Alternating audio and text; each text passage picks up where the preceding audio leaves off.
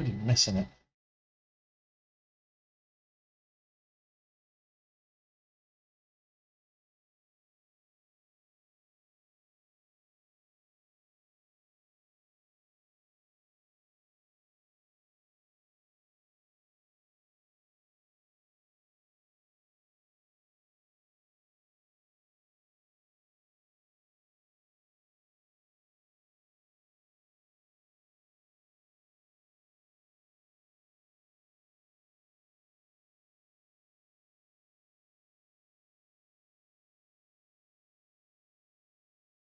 It's been a couple of fake outs over the last few minutes.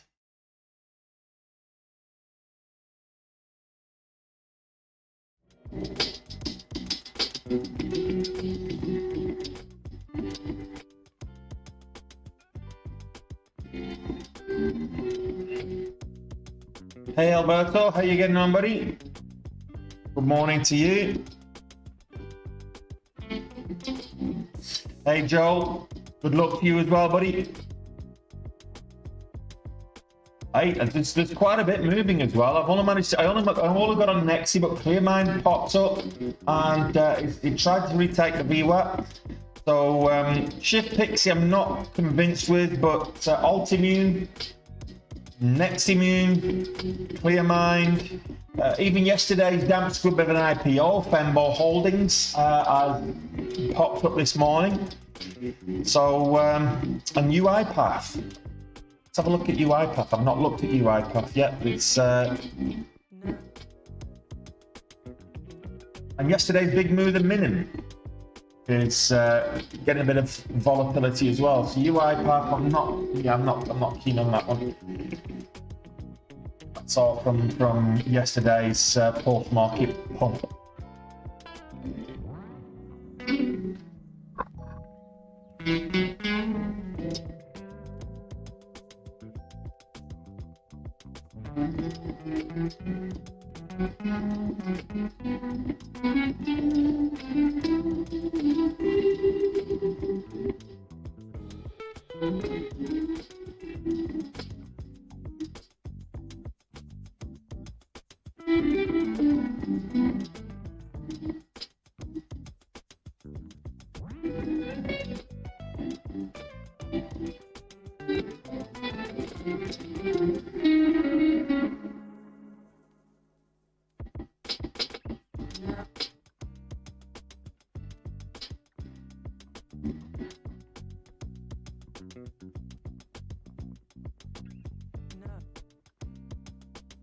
Okay.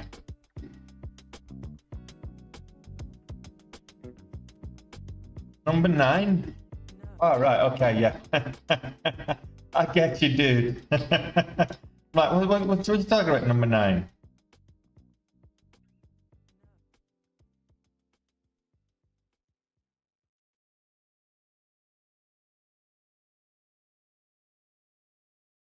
All right. Pixie. Let's have a look at Pixie again. I'm not convinced with Pixie. I'm not seeing a catalyst. The volume's not great, and the catalyst is non-existent. So Shift Pixie, I'm probably going to get, based on my experience with Shift Pixie over the last couple of months, I'm probably just going to give it a miss, unless somebody knows the catalyst that I can't see. No, dude. There's no such thing as getting too spoiled with a bunch of volatility pre-market. Absolutely not. Take what we can get. We've been. The problem is we've been starved of good, solid pre-market movers for so long that now it's important that. We make use of them now that they're coming back, and hopefully this kind of volatility will sustain. I'm waiting for Clearmind to break back above the VWAP and hold. As you can see, we're not getting that. The volume's not great, but we did have a nice volume candle here. So Clearmind, its initial move up There, it didn't set up well for an entry. Next Immune, however, set up brilliantly for an entry.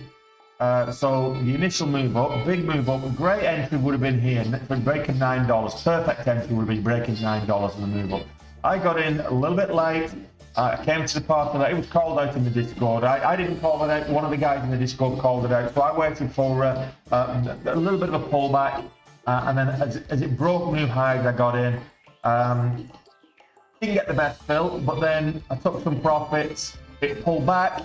And then as it broke new highs again, I started to make a move. I added back, took the profits pretty much up at the top. It started to look a bit dodgy at $13, so I just exited there. We got this bull flag set up, and then as it broke out again, I got back in, took a little bit of profit. I was holding, but it didn't make a new high, so when it started pulling back, I exited for the rest. That's it. But big moves, big moves. Just trying to stay disciplined with my trading at the moment.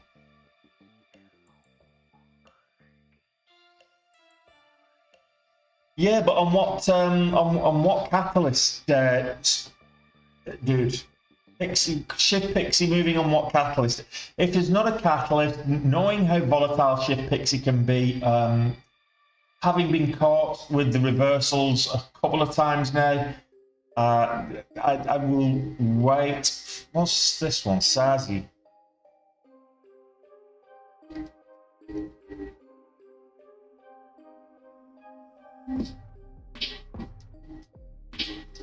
I'll wait till I know that something's got a. When there's other stocks out there with a more, concrete catalyst. Yeah. So Sazi, Sigma Additive Solutions. No, not 14A, Form 14A.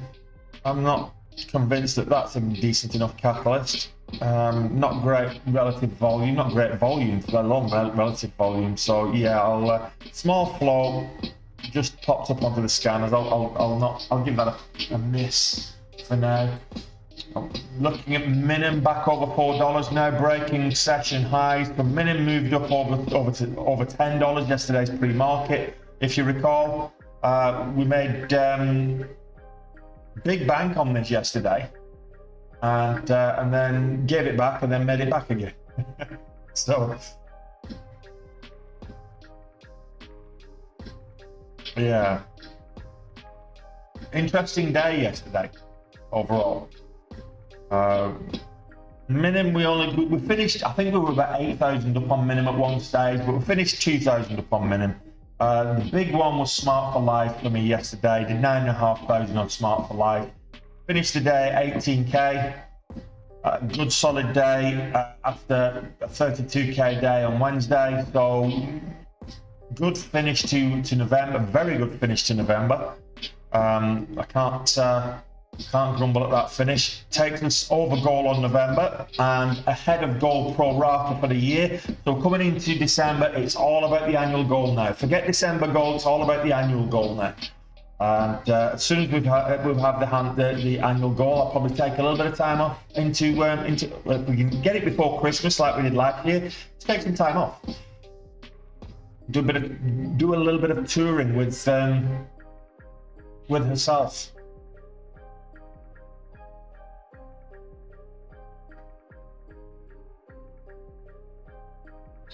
Altimmune back above the VWAP.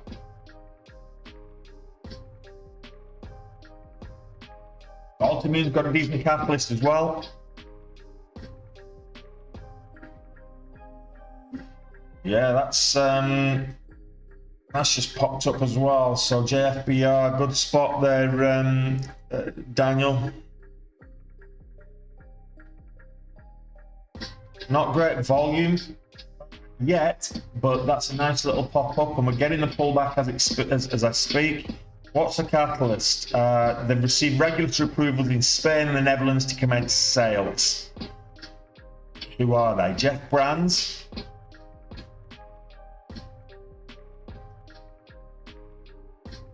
Jeff Brands. No idea. Jeff Brand's fault.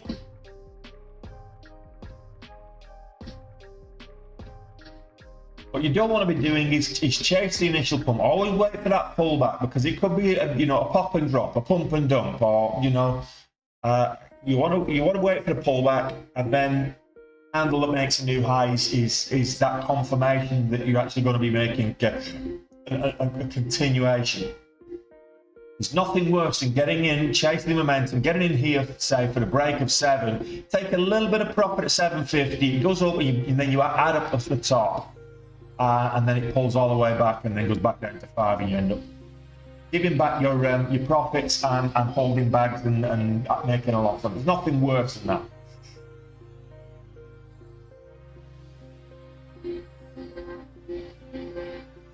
Yes, it does, Stone Cold, because it's based on the candles. The higher the time frame, the larger the ATR will be. So let's have a look at this one. So 78. Actually, it may not be, because but this is 78 cents on the ATR. But if I go to the daily, the ATR is $1.12. So it's different depending on the time frame.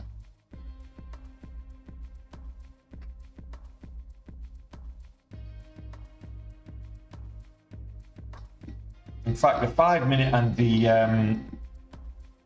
unusual that you get a larger ATR on the lower time frame than you do on the higher time frame. Only when you get an initial breakout does that happen. So on the 5-minute, the ATR was slightly lower than on the 1-minute, but slightly different now. But 78 cents ATR on the 1-minute, and it's 85 on the 5-minute. That's Jeff Brand, but it doesn't look like that's holding. It's back below the 6, back below the VWAP.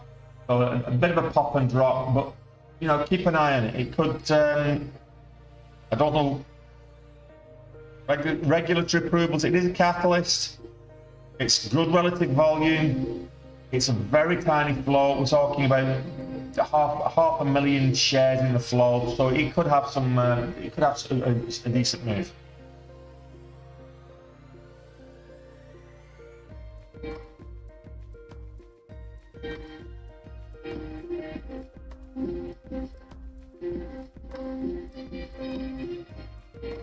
Yeah, you can do a cheat. I used an Excel spreadsheet, Fuzzy, and if you depending on how you manage your risk, if you're talking about, I do it with share sizing, and if you've got a particularly volatile stock, you look at what your risk is on that stock. So take the range, take the spread, add it together. That's what you're risking. That's a good rule of thumb to have. You don't have to do that, but that's a good rule of thumb to have. And then you want to size accordingly to the risk. So let's just say on Neximmune, the average trading the 1-minute chart. If you're trading the 5-minute chart, it'll be slightly different. You'll be looking at the 5-minute range, and you'll be looking at your risk from a 5-minute perspective. So on the 1-minute chart, 65 cents. You've got a 15 cents spread. So you're looking at 80-cent risk on that. So if I went in there with 5,000 shares, straight away, I'm looking at a $4,000 risk. Do I want to risk $4,000 on it? Probably not. So I probably wouldn't go in with 5,000 shares. I'd go in with 2,500 shares and only risk $2,000 on it. Or I might go in with 1,000 shares and risk $800 on it. Using your sizing, you can very quickly work out, okay, what's my risk? Do it on an Excel spreadsheet across the top and down the bottom, and do it that way. Quick calculations for you.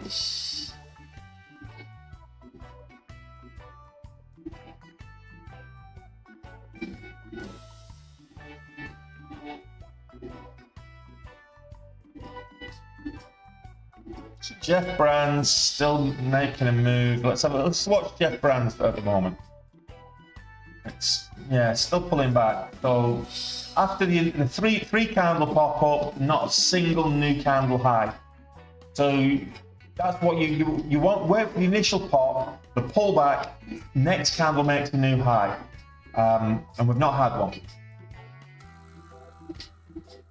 Oh, I missed the breakout on Command at Clearmind. So Clearmind, I think it's day 3 or maybe day 4 now of the catalyst on Clearmind. So just be careful with this one. The longer the catalyst is in play, the less reliable it becomes for a continuation. So it's the same catalyst it was from earlier in the week. There's no net new catalyst, company-specific catalyst on Clearmind. So it's the same one from earlier in the week. Altimmune and Neximmune are the ones that I'm kind of the most interested in this morning.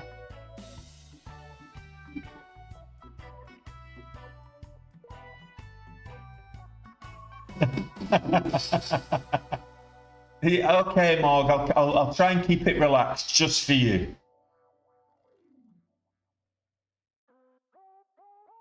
Hey, Radko, good to see you, buddy. Remember, guys, if you're enjoying the stream, smash that like button. Really appreciate it if you do. Also, the scrolling ticker just above me is a reminder that we have a free trading competition taking place. It starts on Monday, so if you want to take part in this free trading competition, just get registered. What I'll do is I'll put my Linktree link here in the chat and pin it. But the link in the description. Register and the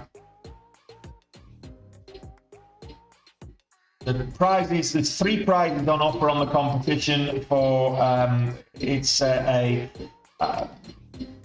funded account tryout. So the free trading competition is to get a fully funded account with Traders Launch.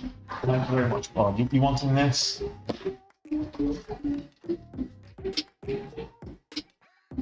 Hey, sweetie.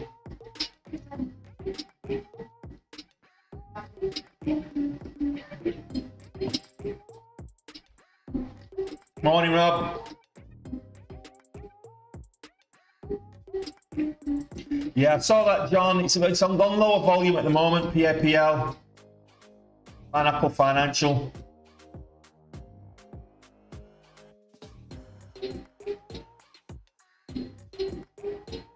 Look, Matteo, it's been a good week. We've had a few months of I mean, October I didn't make any money. I actually lost money in October. I was in net terms, I was a losing trader in October. We made some money, but after fees and charges, I was in the red. So not a great month. So it's great to actually get over goal in November. And not just over goal, but substantially over goal to have a cushion in December, and then start. So far today, I'm going to touch wood because obviously you've seen me have days like this and then give it away at the open or whatever. But it's a decent start for December so far, so we'll keep an eye on that. Minimum.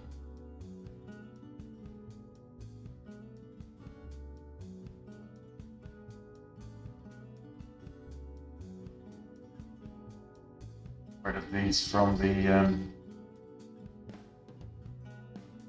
rid of all the ones that are not moving. That is moving today. So what's moving today? NYSE. Yeah, PL now the biggest mover. After NYSE, Altimmune, Jeff Brands. Your mind,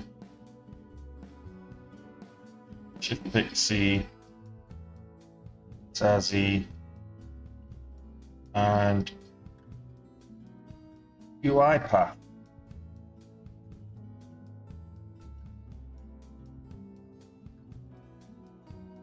What I will also do is we do have 2 IPOs today. Well, there's no guarantee that we're going to that we are going to have these IPOs, but we do have 2 IPOs that are scheduled for today. And I'll tell you what they are in just a second.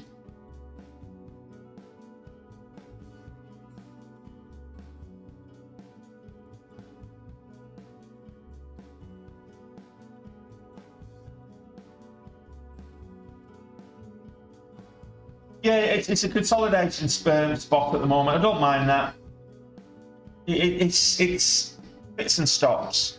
So Altimmune back over 450. So that's decent.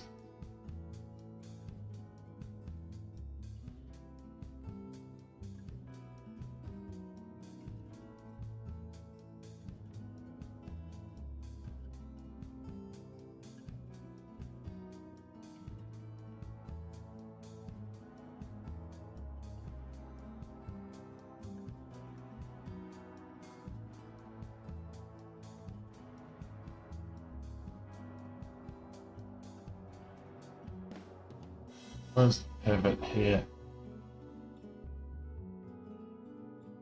I'd say 470.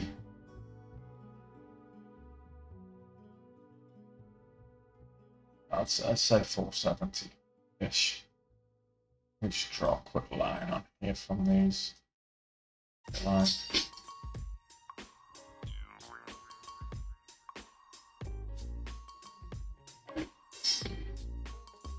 Let's see if that works.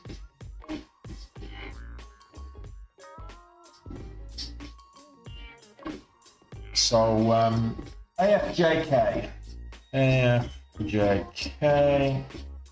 that's one IPO that's scheduled for today. It's a company called AMI Health Technology, and whether we get that or not is always up in the air until it actually does launch. And then we've got Garden Stage as well. So that ticker is GSIW. That's the other IPO today, already priced. So it looks like Garden Stage is going live today. MI Health might get pushed, but it looks like Garden Stage is going live today. So yeah, let's watch those IPOs and see if any of them bring us any good luck. NYSE moving again. Big movements on this one then.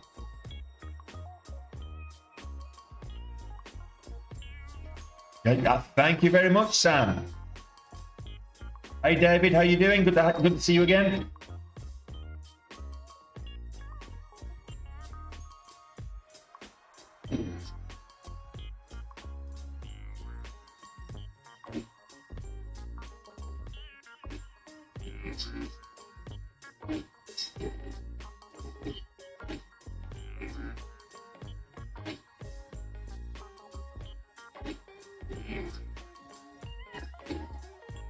So that's 12. 12-ish.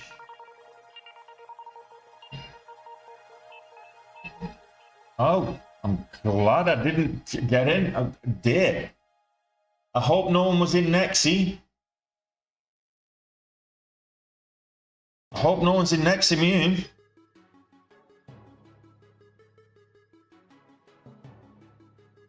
So NYSE just halted due to information requested by NASDAQ. That could be a few days. So if you are in NYSE right now, you might your equity might be frozen. So just be careful there. NYSE looks like it's halted. It's just halted there due to information requested by the NASDAQ, and it's always a bit dodgy. The NYSE is a bit dodgy a catalyst anyway. They're going into liquidation. Well, it's not a no news pump, Alex. It's certainly not so. They're actually they're going into liquidation, which we saw this a couple of times. I think we saw it with Top Financial. Was it Top Financial Group or Top Shipping or something? We saw it with Revlon last year for sure. But they announced at the beginning of last month that they'd approved unanimously, the board of NYSE unanimously approved the liquidation and wind up of the company through dissolution pursuant to a plan of liquidation and dissolution. So that came out earlier today, and the stock just pumped just at about 7 o'clock this morning. The stock went from literally from like 250 all the way up to over $13. So 13.35 is the high on the day. So as a result of that, going into liquidation, effectively being insolvent, the NASDAQ has now requested information about the situation, and the stock has been ceased trading for now. It's a trading halt, so it's ceased trading. That they may just get. We'll see what happens, because similar sort of thing happened to Silicon Valley Bank back in, was it February, March this year, and that was going southwards. Though that was going to zero, and that got halted while they waited for information from the company to the NASDAQ, and it never resumed. It went to the pinks. It went to the OTC market. So if you're in this, sorry guys, you might lose your entire, well, not all your position, but you might lose a large piece of it if you're in it long.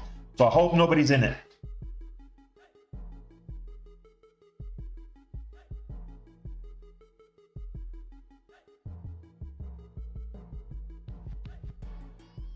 So Altimmune just breaking that pivot level.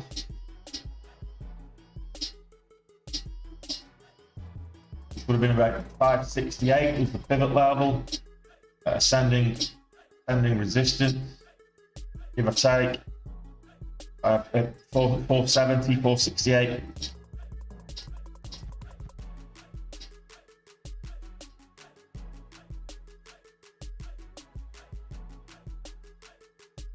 Morning, Earth and Honey.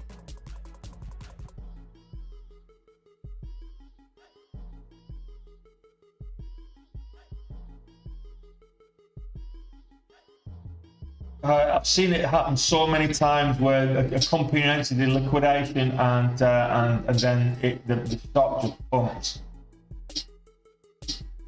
Well, I'm in and out with NYSE. I don't. I'm all right, Jack. You know.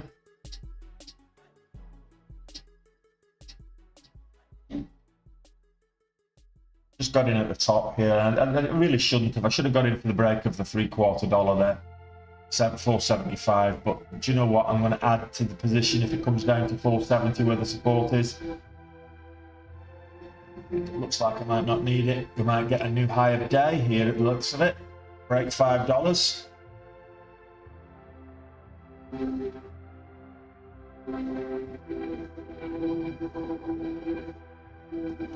How is it in the case of a short position, Neith? In the case of a short position, it's usually good. If it goes to the pink sheets, it usually goes to like less than $1. We're talking literal pennies, and subject to an administrative charge, you will get credit for all of that. Your broker will give you credit for the full. If you're shorting it, it effectively goes to zero. You will be in the money, but it takes a while to sort it out once it starts trading. If it gets delisted, goes to the pink sheets, it may get a change of ticker, but if you're shorting it, it usually is good for you.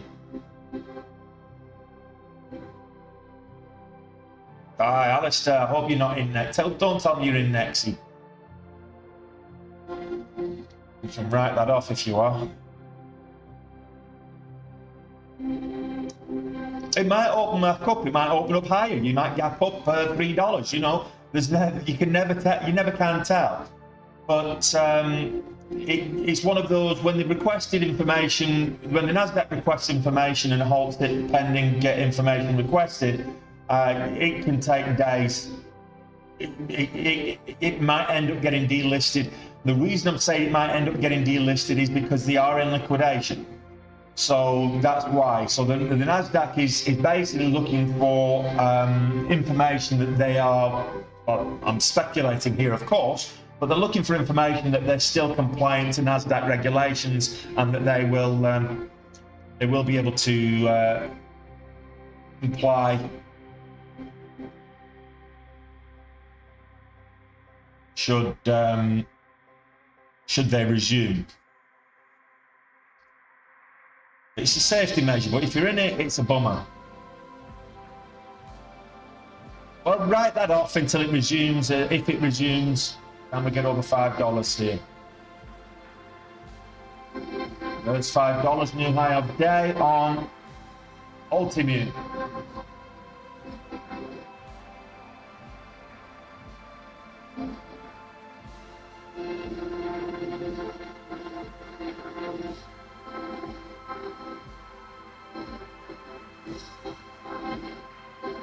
Okay. 4.95 is my exit. I'll take my 10 cents. 4.95 is my stop loss, rather. Not got an actual stop loss, but it's kind of my mental stop loss here right now.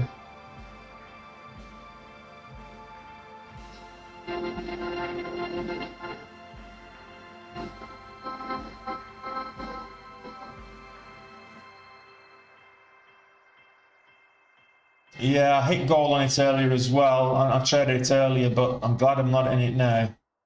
There we go. I'll just take the 10 cents. Yeah, Alberto, I hope it works out for you.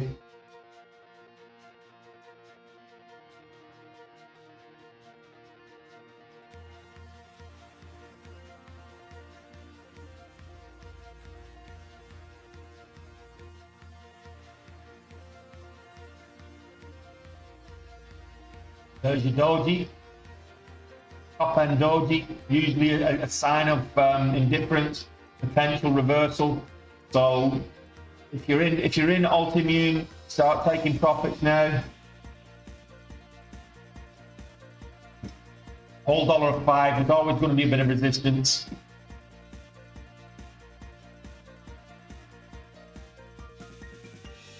Yeah, David, the competition, if you've registered for the competition, if you've not registered, first and foremost, if you've not registered for the competition, I've pinned a link in the chat. The link's in my link tree. You can find my link tree, my profile on TikTok. You can find my link tree either, well, it's listed up there, it's scrolling just above my head. So there's the link tree.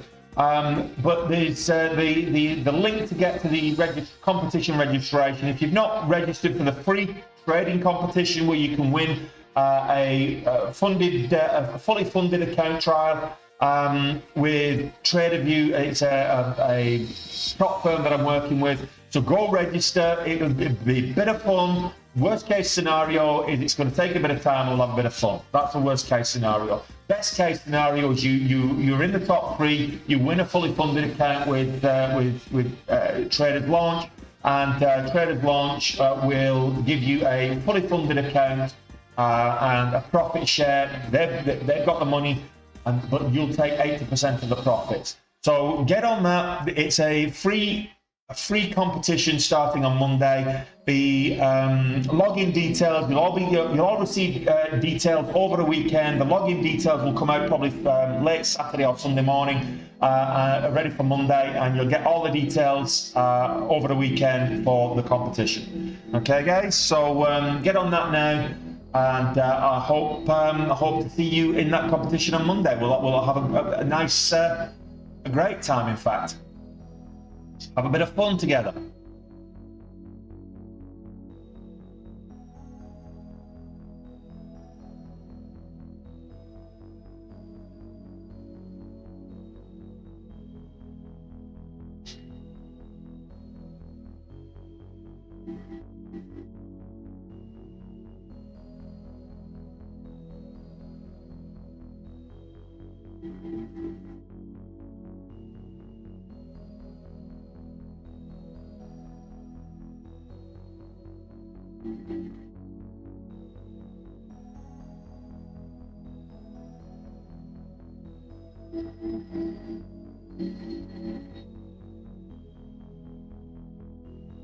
Yeah, it can take. I'm not saying it's going to take days. I'm just saying, just don't get fretting.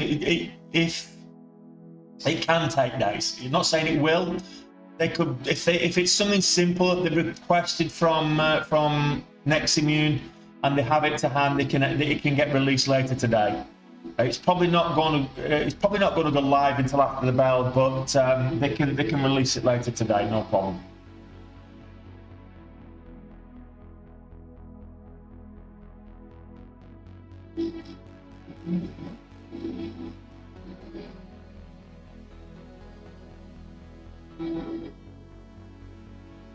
Yeah, that's one of the disadvantages of a cash account. Is there's no credit facility, so you can't short.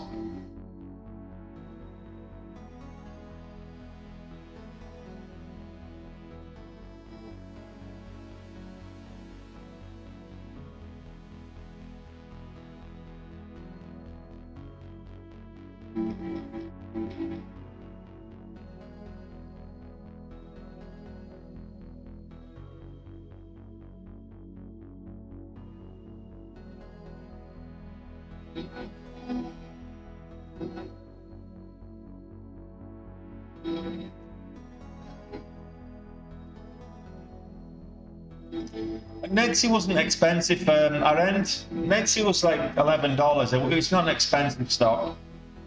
It's all about perception. What do you class an expensive stock? I class an expensive stock is like $100 and above.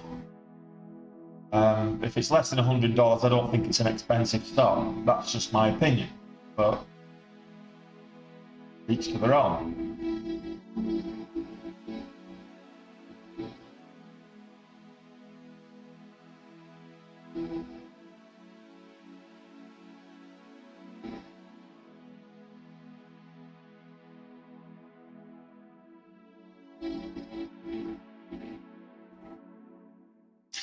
The short locates were expensive. Now I understand our end. Fair enough, fair enough.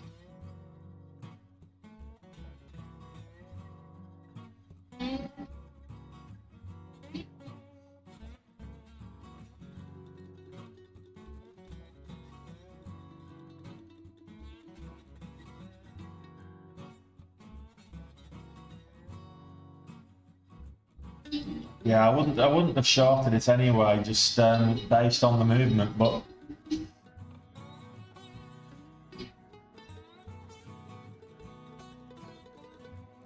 $1/4, and we get $1/4. Yeah.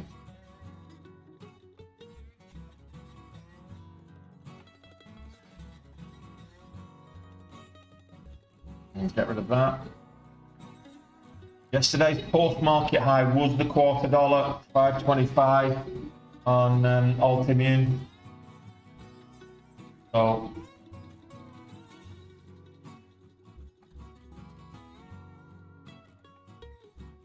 went up to 526, and we just made a new 24-hour high. There you go. There you go.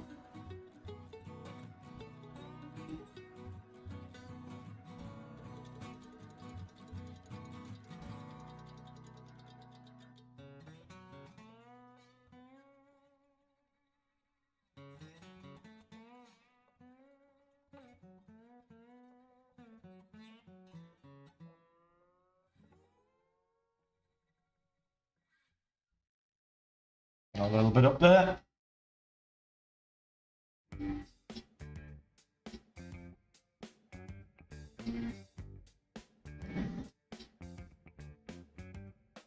$530 is my cut off. 550 my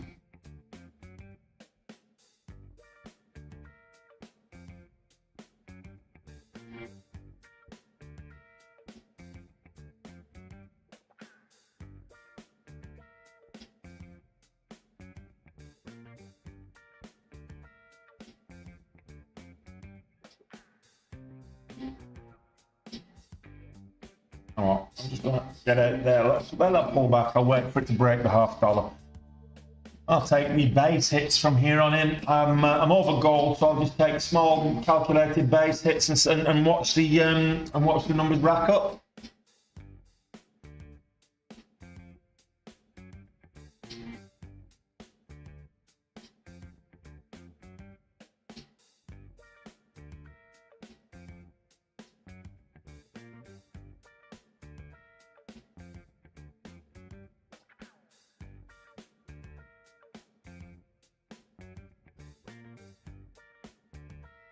Yeah, so I'm just going to take I guess I'll take that off the watch list for now. See what the top movers are. Next immune alt. So we're watching alt immune. Jeff Brands. See, Jeff Brands popped up and popped back down again. So that's why you've got to wait for that continuation. Same thing with Pineapple Financial. Still watching Clear Mind Medical. It's over the VWAP. Shift Pixie is back below the VWAP. Not great volume. Sarsi Sigma Additives. Not great volume either. So double top there as well. UiPath. Probably the more interesting one right now, UiPath. Not great volume, so that's where that kind of falls down. Then we've got Vivo there, not great volume either.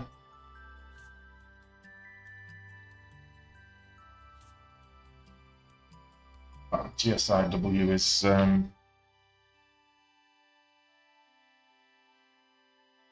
that is today's IPO. It's priced, not yet live, but it is priced.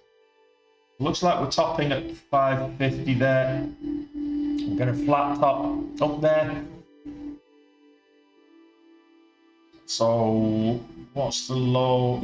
If this, we want to see this stay above the 9 EMA here, so that we've got that ascension and coil under 550. Otherwise, we start getting a bit of a double top on the higher time frames, devil horns or whatever you want to call it.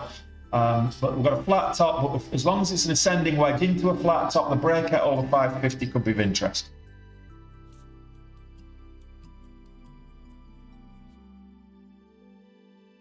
Nice one, Vols. But hang on a minute, you can afford to sit on the sideline there, Vols. You've had an absolute storming week. You hit you're not over your year's goal yet. How far off you are? How far are you off your annual goal now, Vols?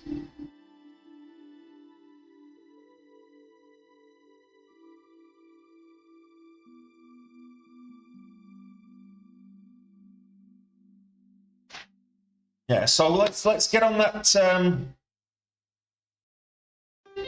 Actually, I might see.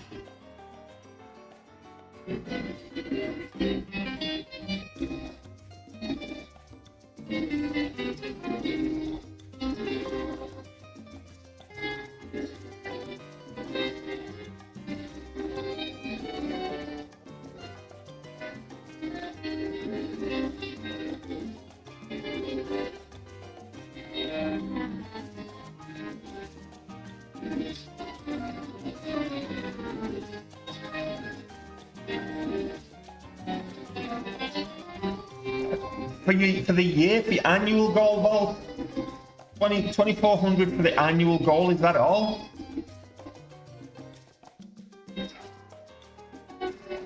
That's really good.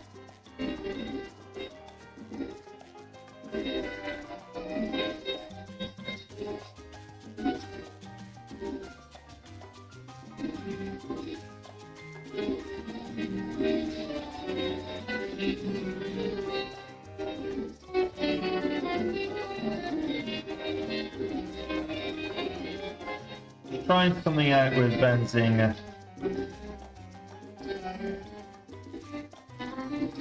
Right, okay. Still valid. Still valid.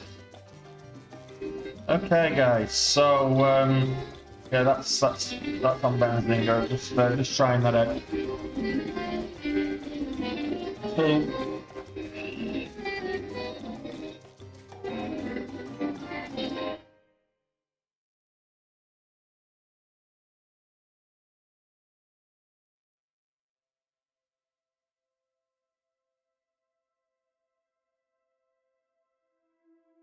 So So guys, my code for Benzinga is still valid. 1123 gets you 65% off. So get on it, guys. Morning, Virgo. Still valid yet. Don't know how long that's going to stay valid for, but it's still valid at the moment.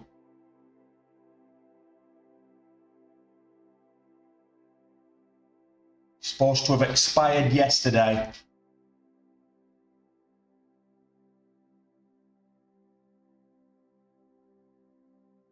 You got it yesterday, Vegas?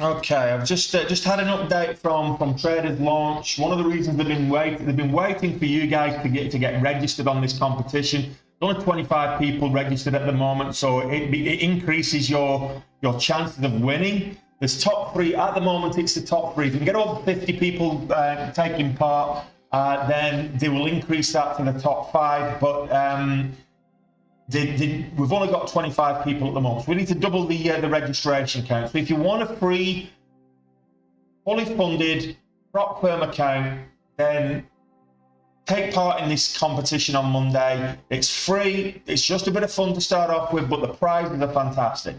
So let's get on that, guys. Link in the link tree, which is pinned in the chat or in the description, or you can get to my link tree on the profile. So get registered on that, and we'll have a bit of fun next week.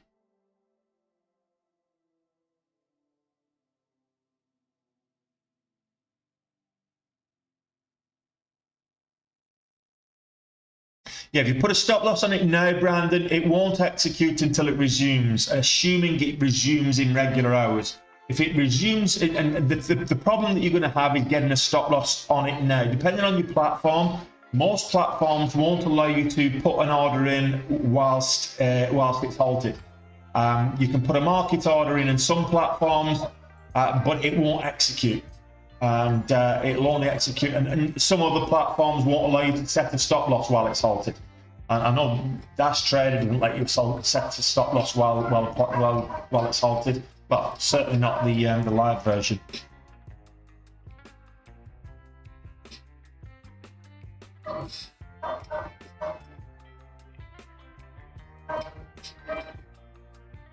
So basically, you did 10% of your annual goal in a week. False. That's amazing. Well, I'm going to take all the credit for that. False. I'm going to take all the credit.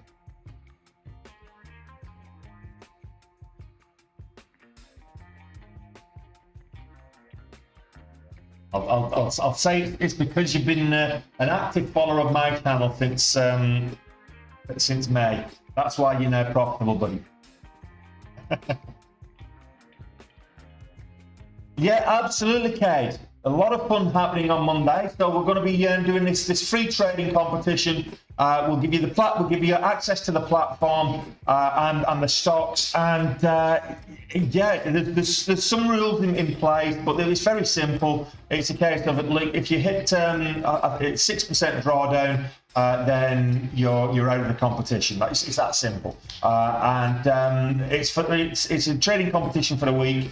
It's the top kind of S&P 500 stock, and if you're successful, the top 3 places will get a funded account challenge from Traders Launch, and if they pass that challenge, you can get a fully funded account. Yeah. Go check it out. Go register. There's a link to it in the link tree. The link to it in the description. So get registered. If you, it's a Google Docs form, so you just put your details in the Google Docs form, and they'll be in touch with you. You'll get access to the platform over the weekend, and then we'll all be live at the bell on Monday. So I'm hoping that on Monday I'll be over goal coming into the open, a bit like I am right now, and then I can just switch over to the Traders Launch platform, and maybe even trade live on the Traders Launch platform for an hour or something. So we'll see. But what I don't want to be doing is trading live and competing against you at the same time, guys. So that's probably not a good idea.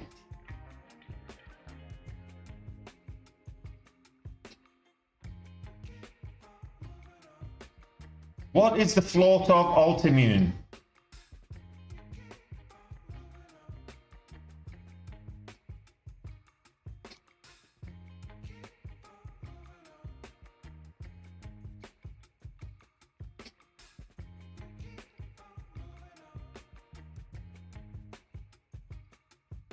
Well, let me see. Altimmune.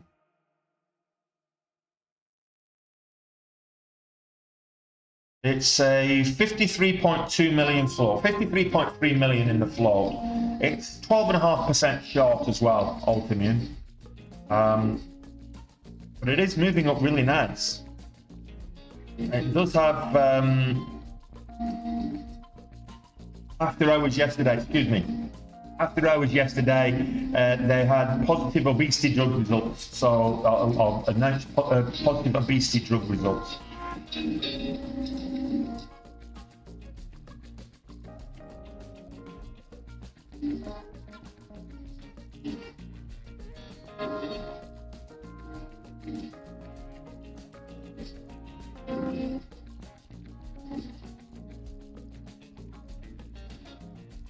Okay, so Virgo, you see that Smart for Life had an exercise of warrants yesterday. What that means? Essentially, what happens when a company exercises warrants is that they convert those. The warrants are a bit like options, if you will. They are a promise for conversion into regular stock. So effectively what it does is they issue new shares to replace those warrants, which has an effect of diluting the stock price. It increases the float, and it has effect of diluting the float. So it can affect the stock price. Some cases, it depends on how many warrants are exercised, but it can affect the stock price if it's a large amount of warrants. A bit like a secondary offering. Yeah. And you can buy warrants on a company, and they can right up until they expire. So it's very similar to options, but it's slightly different in the expiry of it.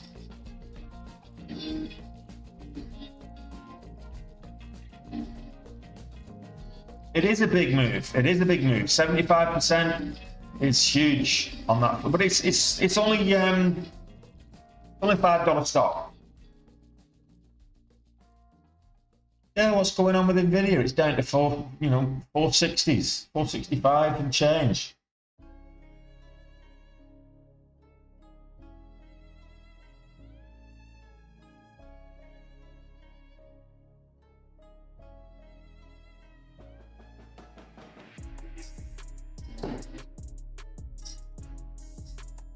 So guys, I know that this week I was talking about the Benzinga 65% off for November. I've just checked, and if you still want to get that 65% off on Benzinga, you can do. I don't know how long it's going to last, but the code is 1123. So just remember that's the discount code for Benzinga. Go check that out. What I'll do is I'll put the link and the code in the chat for you, and you can get it in there that way. Okay.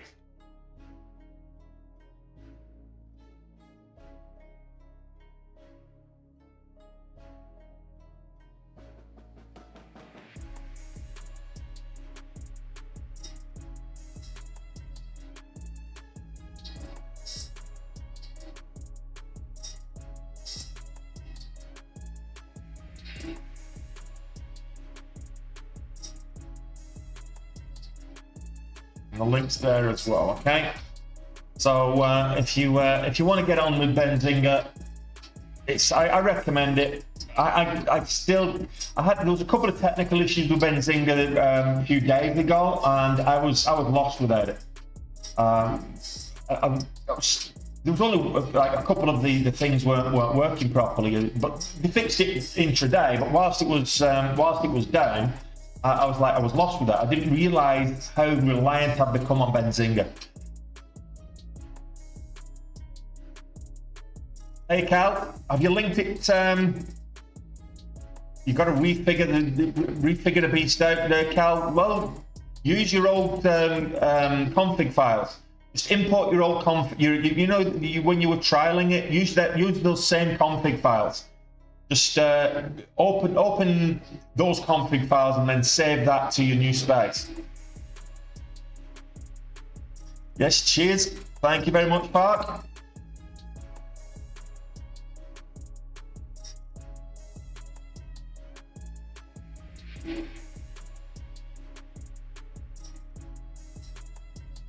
This is what I was waiting for, the pullback.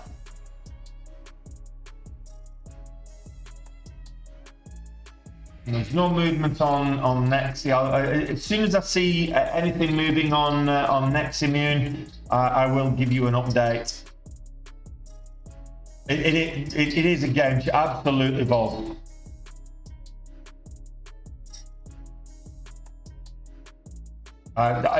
It was a bit. So a couple of things helped me turn the corner. It all happened pretty much at the same time. So there was a confluence of things that helped me turn that corner from kind of treading water to consistent profitability. One was Benzinga. The other one was moving fully onto Dash Trader.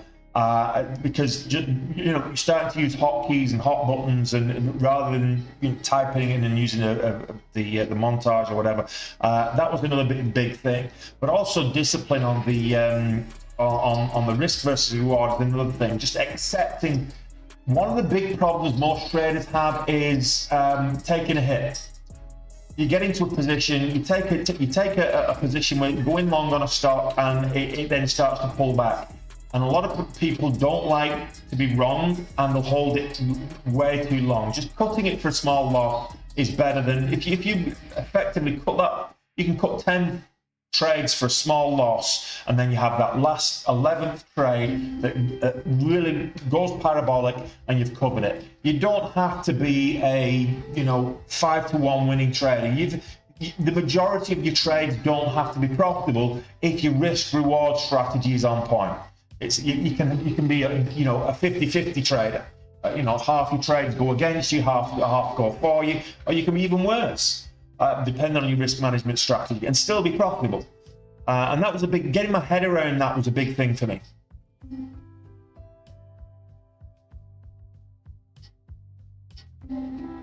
It's much faster, Lisa. It's night and day.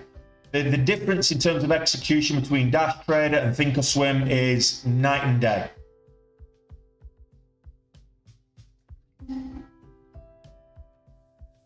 There you go, Vols. Exactly. Let's get 8 more likes. So there's half of you haven't smashed that thumbs up button. Half of you watching, half of you haven't smashed the thumbs up button. So hit the thumbs up button. Just show your appreciation. And if you want a chance to get fully funded, I'll put a video out to promote that as well a little bit later. But if you want a chance to get fully funded by a prop firm that I'm working with, Traders Launch, then let's get registered for the competition that starts on Monday. Free trading competition. It'll be a bit of fun if nothing else. If you're still trading in a simulator, definitely do it. If you are an intermediate trader and you don't have the money to really fund yourself for a larger account, then definitely do it. And if you just want a bit of fun, then definitely do it. So yeah, just definitely do it. Just go and register for the Traders Launch competition. Links in the link tree.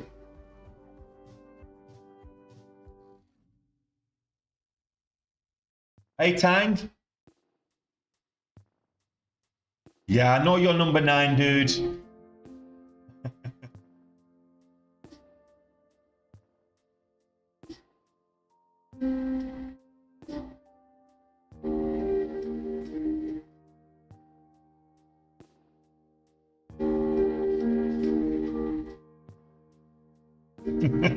Nobody trades like me, Alex. I'm a degenerate. And I say that, look, I teach people to trade.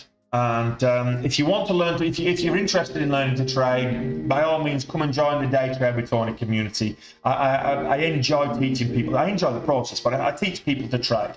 But I don't teach people to trade like me. I teach people to trade how I learned to trade. As I've evolved, since I've got profit, as I've evolved, my appetite for risk has grown. So I take bigger risks than I recommend other people do. I'm a lot more aggressive than I recommend people trading. So don't do as I do, do as I say. That's what I would say.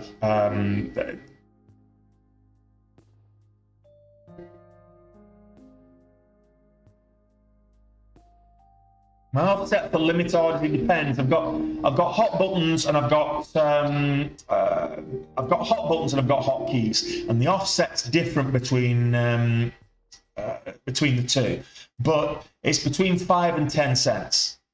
So I've got buying the bid plus 10 cents on one, and I've got buying the ask plus 5 cents on the other, and conversely, it's selling the ask less 10 cents and selling the ask less 5 cents. So what you find with doing it that way is it's pretty much you're sending a limit order, so it will execute, but it's pretty much a marketable order unless you've got big spreads. If you've got big spreads, you sometimes don't get filled, or if the stock's moving really, really quickly, you sometimes don't get filled.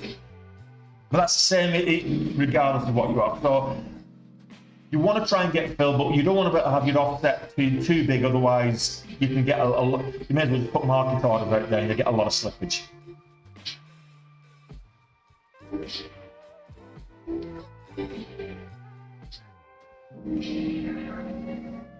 Yes, Cal, there is. I have that already.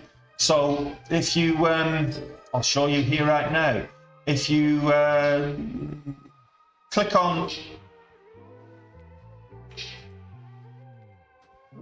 that, see that? So you click on the frame of your chart, you can pop it out. It'll pop out and you can move that around anywhere you want. So you can take a chart, you can create a chart and pop it out and move it wherever you want, and you create as many charts as you want. So on my watch screen, I've got 8 different charts. On my watch list window, I've got 8 other charts. I've got charts here that you can see, and I've got 8 other charts on a different screen that I can see. Yeah, you can do that, Cal, no problem at all.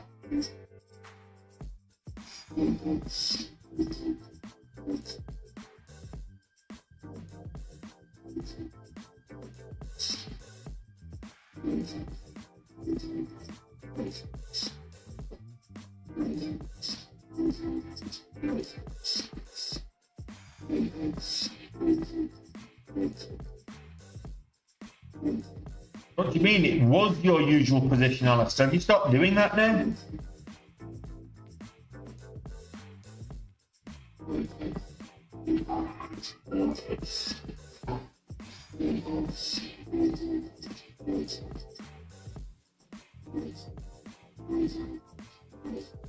So we've got 25 minutes to the bell, 25 minutes to the open. Everything's just sideways at the moment. We've not traded much since well, Altimmune was the last thing we traded.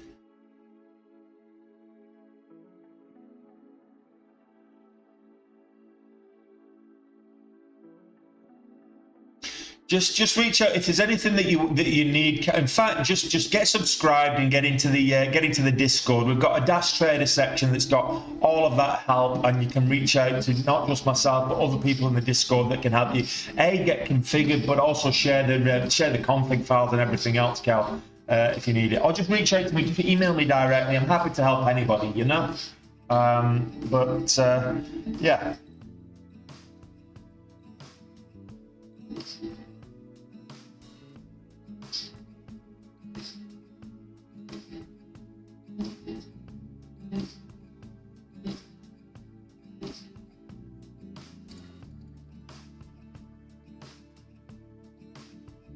No, not not live yet on GSIW, which is the IPO that's priced already. Now we're getting a bit of a pivot there at 550.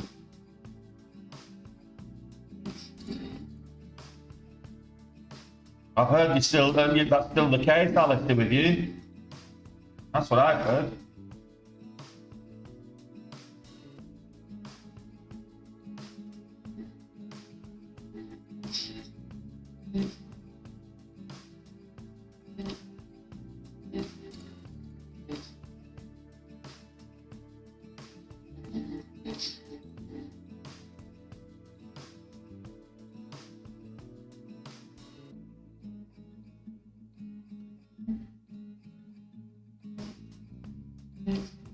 Freeball moving up again. It's over $5 now.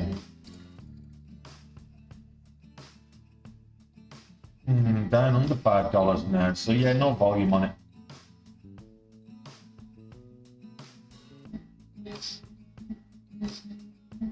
Alright, next immune halted. That's the top gap for today. Next immune is halted. Pending information requested by the NASDAQ. Second top gapper. Next immune, we're watching that. Potential gap and go candidate. After that, we've got shift pixie. No volume. We'll see what happens at the open. It has a habit of pop and drop.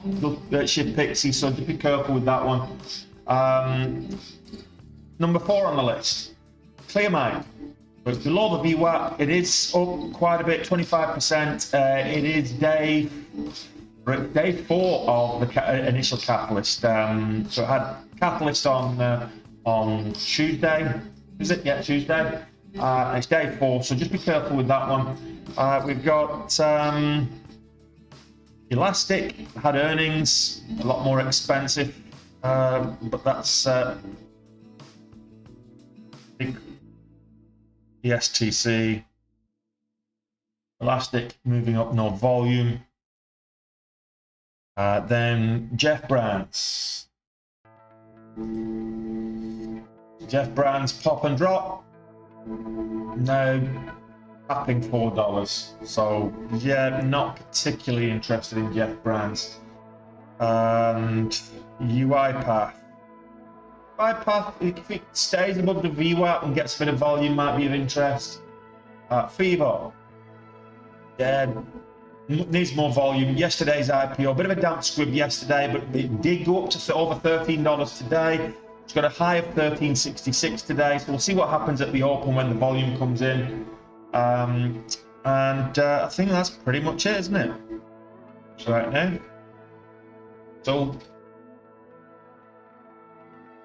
OLPX.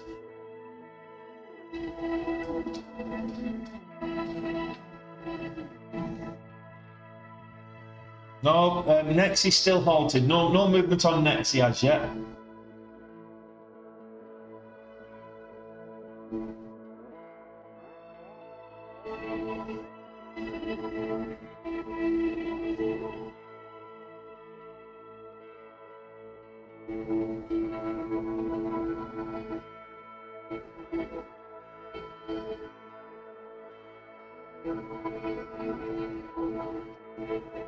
It's been working for you, boss.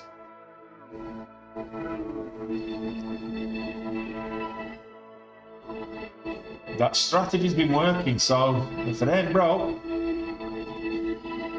OLPX just not got the volume.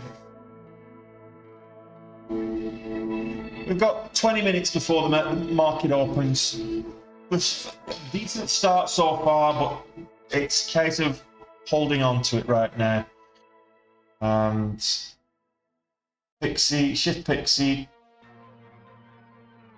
yeah, Alt Immune, I think, trying to consolidate. We're just getting a bit of a rope wrapping around the 9 and the 20 here, so the 9's still holding above the 20 just. So there's no death crop, there's no definitive death crops there yet.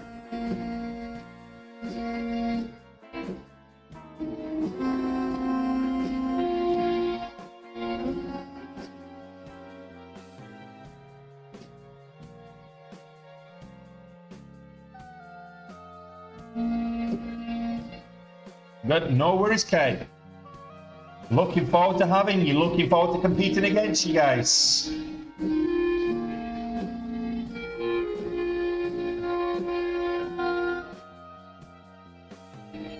Should be fun.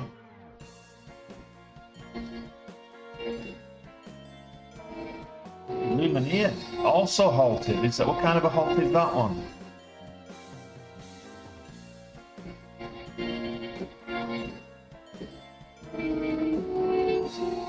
News pending halt. Okay.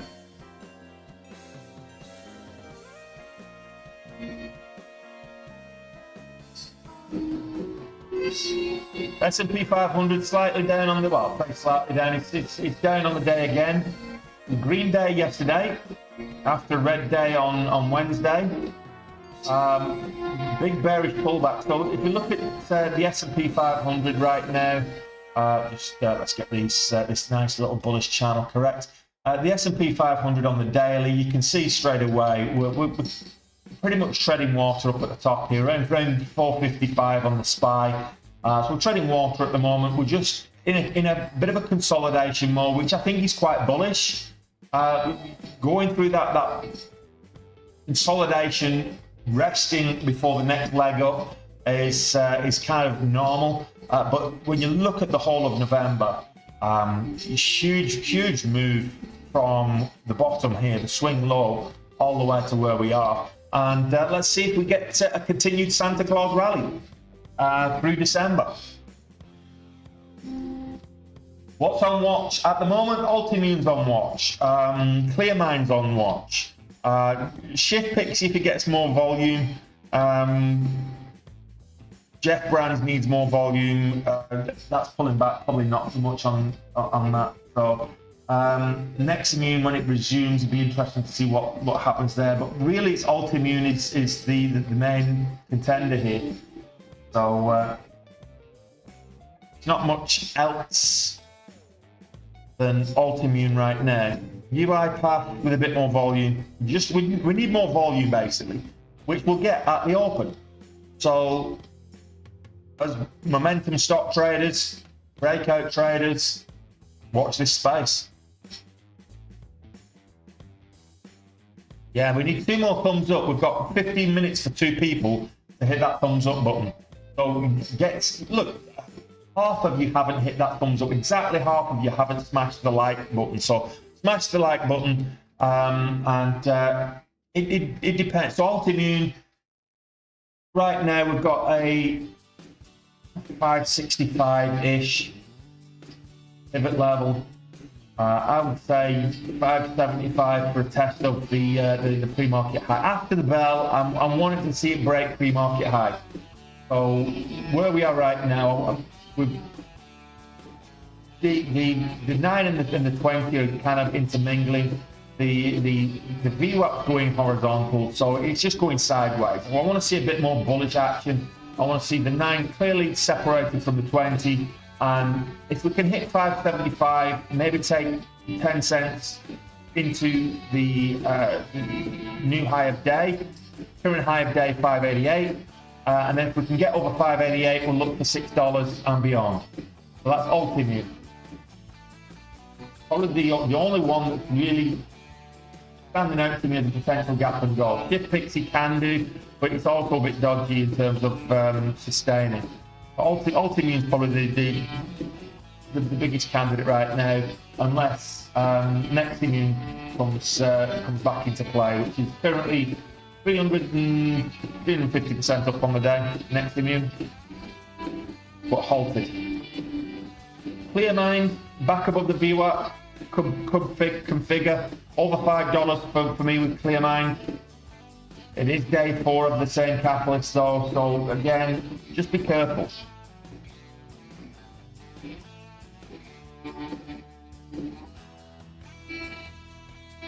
Yeah, guys. So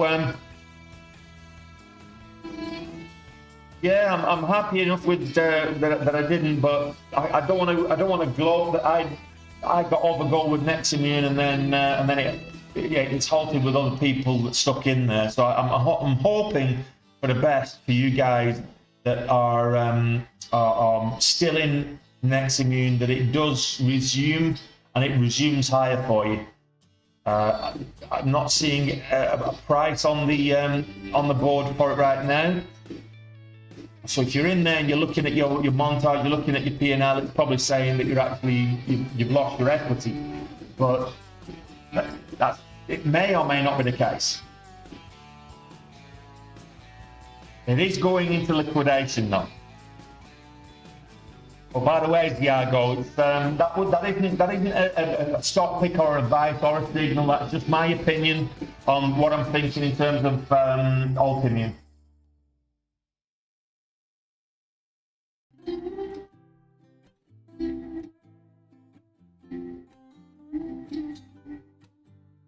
Luminera announces process to explore strategic alternatives to maximize volume.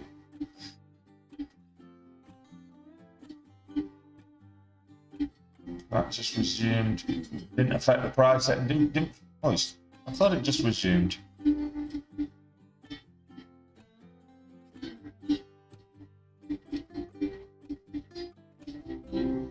No, it's not resumed.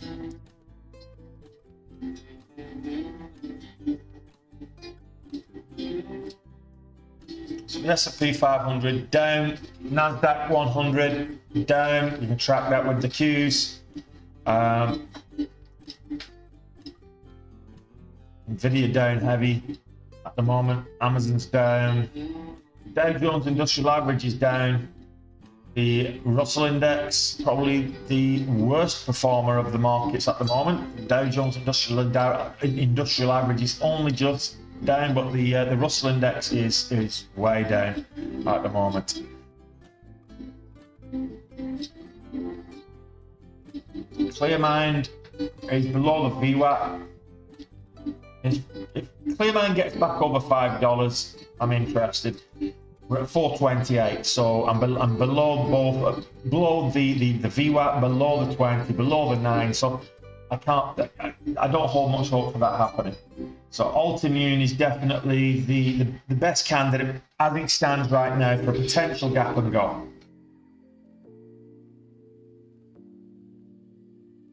That's essentially what he's been doing today, Alistair.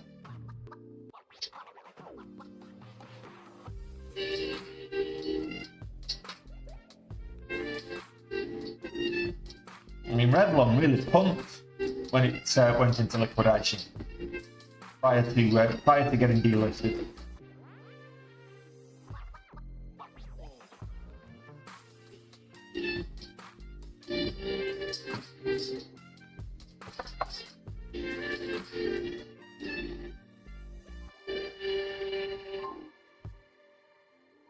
Hey Tom, how you doing, buddy? You profitable today? I hope you're not stuck in next immune.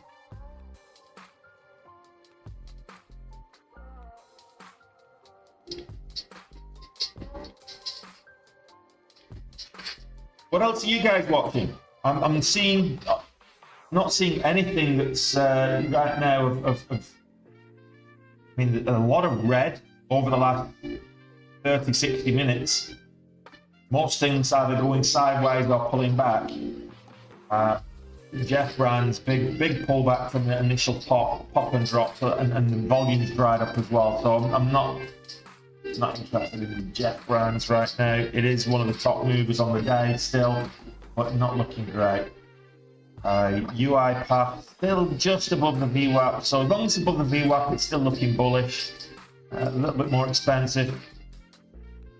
And the $4 or $5 stocks we've been talking about.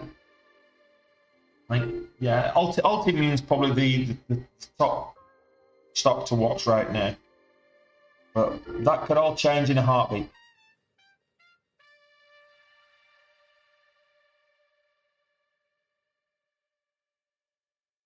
The market decides. The market just basically kicks them off and down to the pink sheets. A whole bunch of regulatory stuff has to be done, but they halt trading on it, Brandon. sometimes without even a warning, it'll just halt trading and then it'll get kicked off, and the next thing you know, it's down in the pink sheets. Might have a letter added to the ticker, or it might have a completely different ticker altogether, and they're down on the OTC markets. And yeah, so it can come out of the blue in some cases, depending on if there's untoward crap going on. I think the last one that I saw that had been trading but I didn't get stuck in was Top Financial, and that was earlier this year, and it was on. I traded it on the Thursday, and then it got halted on the Friday. Or was it? I traded it on the Friday, and then it got halted a little bit later, and it was same thing. Information requested by the NASDAQ, and it was suspended for an entire month. The trading was suspended, and then it resumed at pretty much the same price.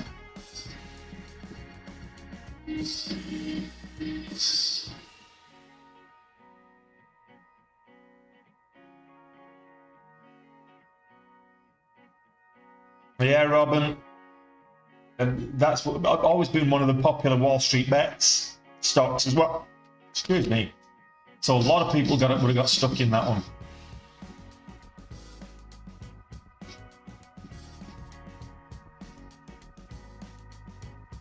You know what? I'm not taking any positions now until after the bell has rung. I'm not seeing any clear breakout signals or any clear momentum to the upside.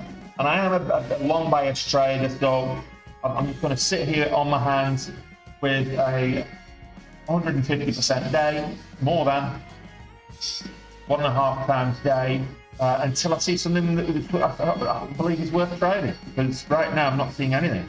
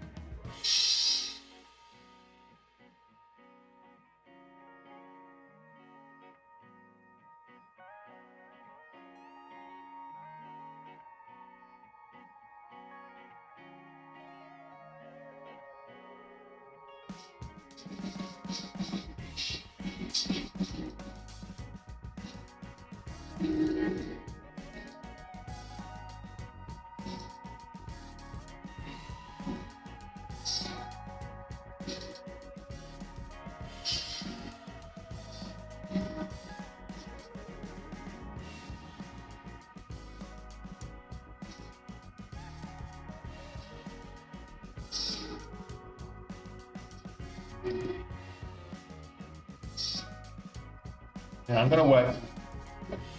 Even if this breaks a new high again, I'm going to wait for the after the bell, I think. Only 5 minutes. If it's going to be bullish, it's going to be bullish after the bell. So it probably will drop at the open, but I might miss a big move here.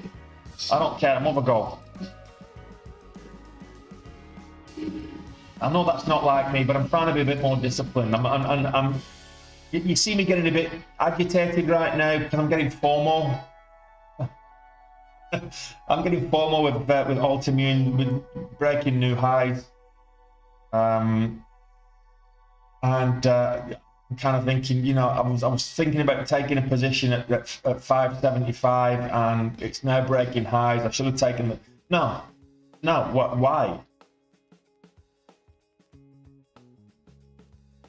I did say 575 what I was looking at, but I'll wait for the open. Absolutely, Rob. Absolutely. We're too close to the open because I buy at 575. It goes up at 6. I double down at 6. It's scaling into the position, then it flushes at the open. I mean, no, I'm not taking that. I'll wait for a clear sign that we're bullish after the bell before I'm taking. I'm not. What is it I like to say, but very rarely do? Get green, stay green, get to goal and get out. That's what I'm doing today.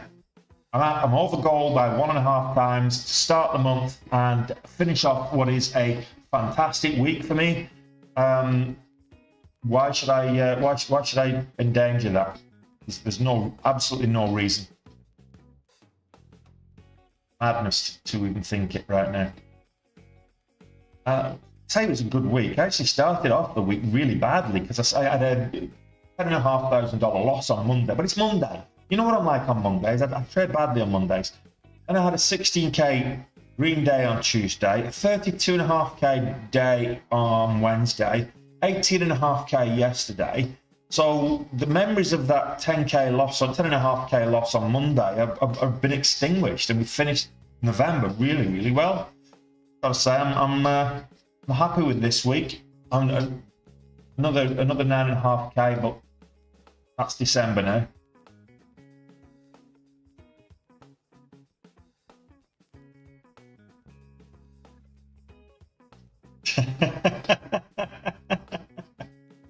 Oh, a disciplined Tony, how very rare, absolutely.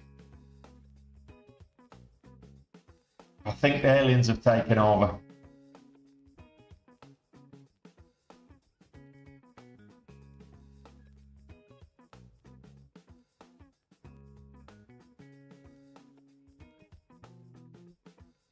It's Ampere moving, looking at bouncing. That was one of the big movers yesterday. AMPE. Yeah, no volume on it. It's moving, but no volume. Back over the VWAP. Ampere Pharma.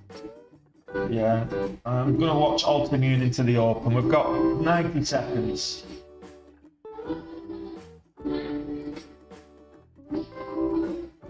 $6 FOMO. I know, Rob.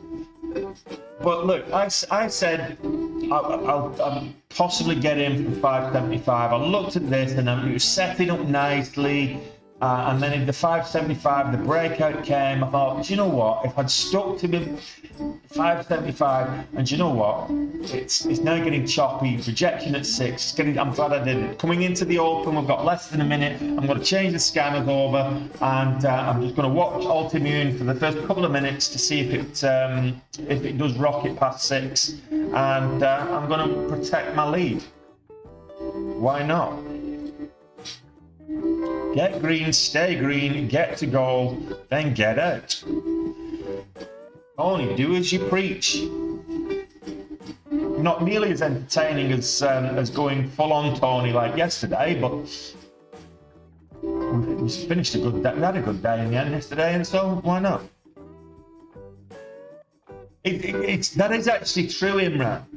You get complacent, so you go through a period of success, and what brings you success is the discipline to execute your strategy to the T, and then you get complacent and you start becoming less disciplined.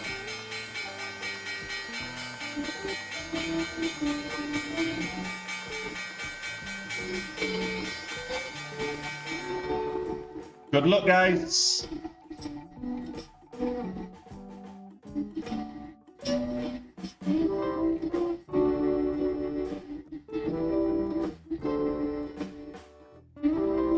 So, FNCH, the first halt of the day. First volatility halt of the day, I should say. And that's what I was expecting to happen, which is what I'm glad I didn't get in now, because look at that.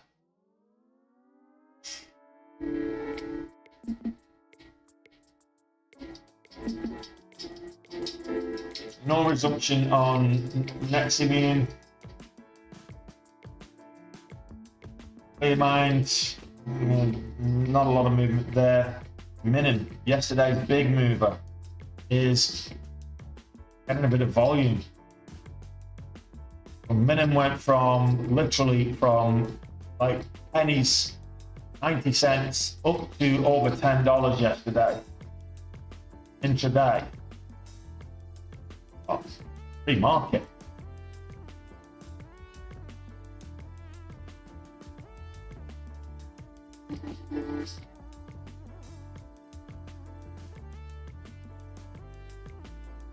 GCT, let's have a look at that. Fond memories of trading. Gigaflow.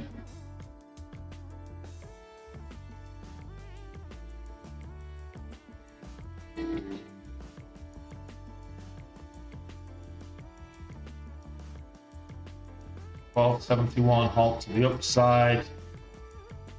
15-cent spread. 20-cent ATR.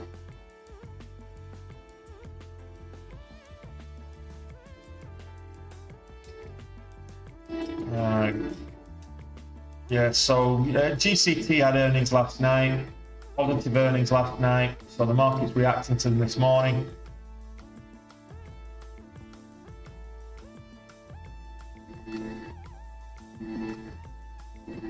Not even, which stock, Imran?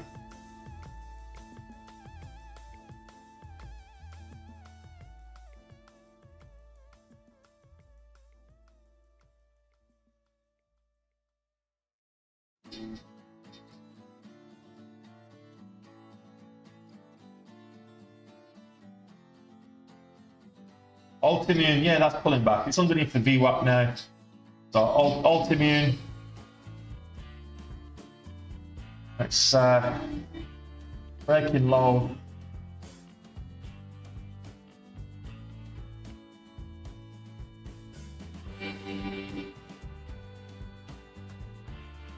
So one time that it's almost, you know, it's the feeling when you're a goalkeeper and you make a penalty save. It's not as good as scoring a goal. So you've denied the possibility of losing is the thing there.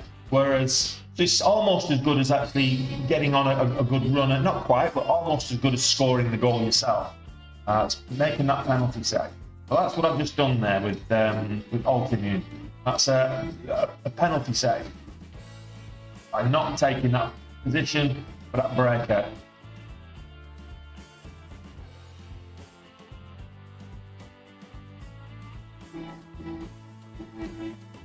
Where's the volatility? Not seeing much volatility this morning, that's for sure. Morgan Stanley have just raised. Morgan Stanley maintains equal weight on UiPath. So UiPath moving up nicely. Just breaking, testing that $0.50, just breaking that pre-market high. UiPath, very volatile. Spreads aren't too bad. 10 cents. Spreads about 10 cents on average.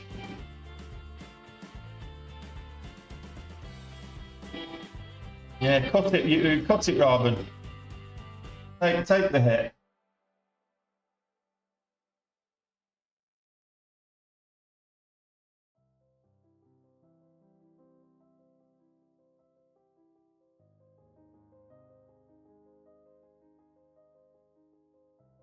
Low price stock mover. The upside, Harbour Custom Development. HCDI, not something I'll be trading, but it's one of the top, it is the top momentum stock above $1 now. So that's Harbour Custom Development. There's nothing really breaking out above $2 at the moment. Navarro on low volume. Let's see. It's patience, guys. Be patient. Days like today, if the action was pre-market, then the action was pre-market. Walk away with it in your pocket. Don't give it back to the market because you feel like you've not done enough work on the day. I mean, let's face it, why do we get into trading anyway? Because we want to get away from the 9 to 5. So, you know, if you're over goal, lock it in and go and do something that you want to do. Go and do someone that you want to do if you're that way inclined. You know, I have no intention of sticking around myself for a long time today. I probably do an hour after the bell, and then I'll see where I am at 10:30. And if I'm over goal, I'm going to pack it in at 10:30 today. Bit of an early bath, I think. I think I've earned that this week.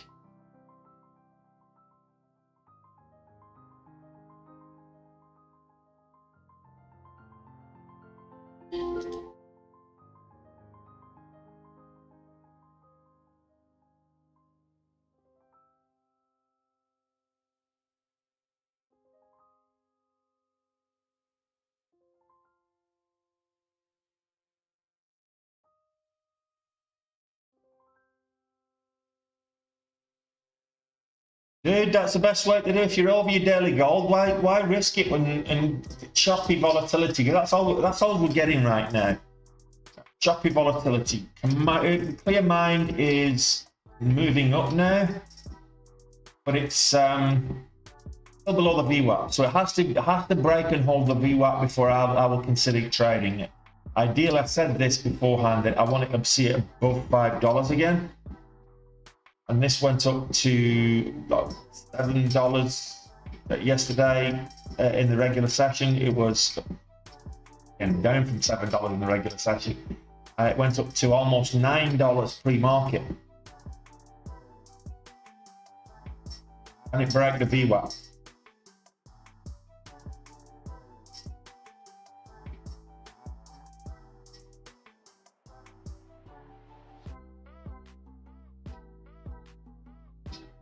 It's a day high series for an ETF, just hitting the scanners.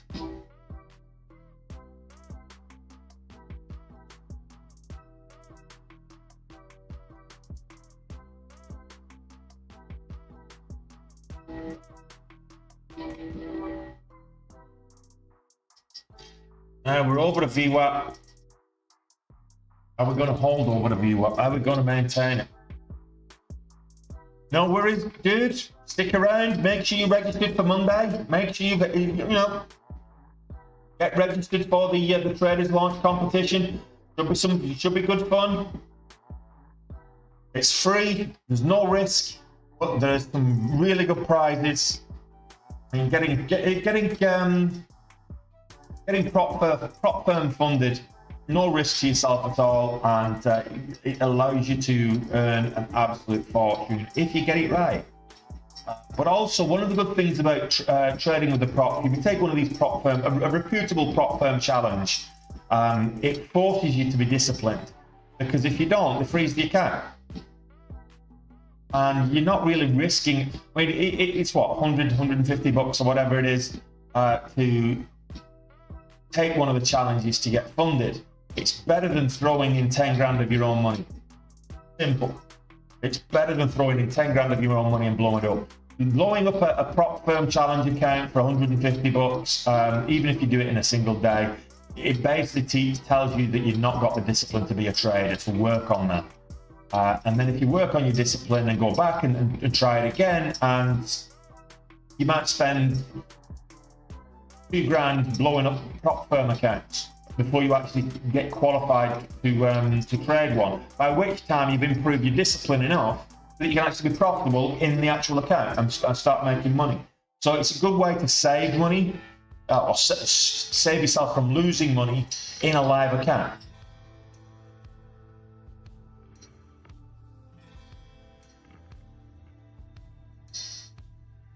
And autoimmune, it's just vomiting. I was waiting for the break of 5. That's where we got rejected. Let's see where we're going to go now. We've got an IPO today. Let's see if that gives us any volatility as well.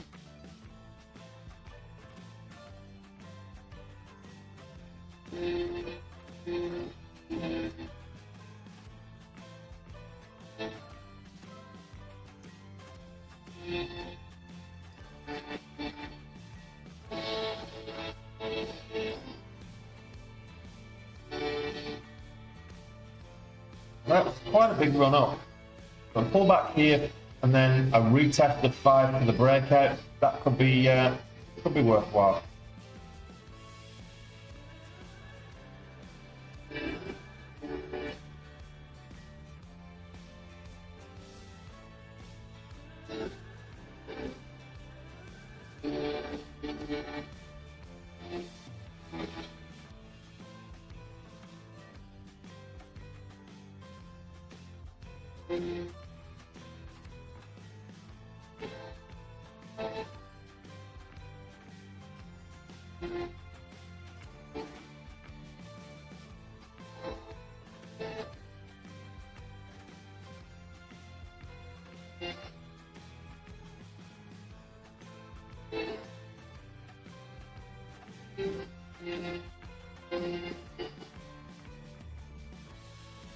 Being disciplined today. And if you struggle with discipline, cutting your losers, put your stop losses in place. Let the machine do it for you.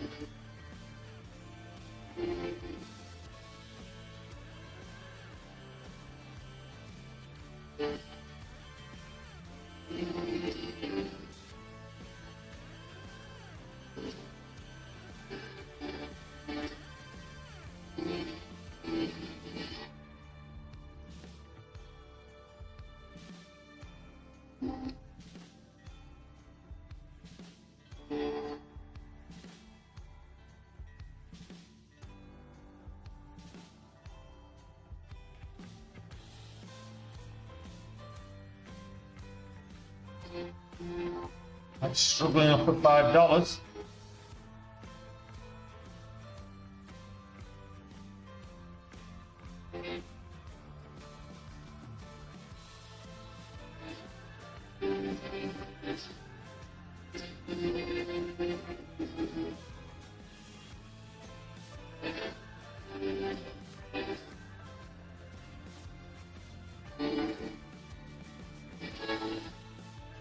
S&P 500 trying to be back over the VWAP, trying to make a move up.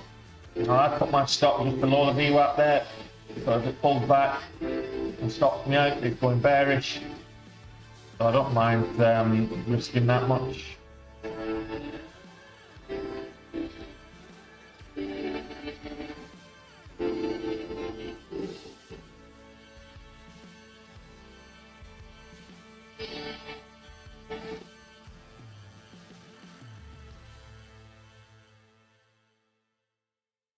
VWAP 67, 467, my stop 466. So let's see, does it bounce on the VWAP or does it break the VWAP and stop me out?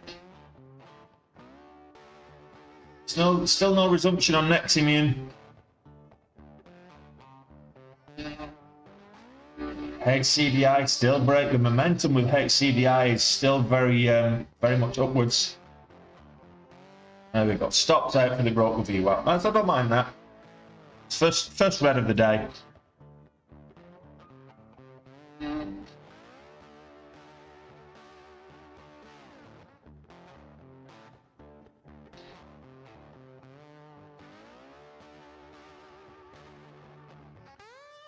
Not a lot else moving.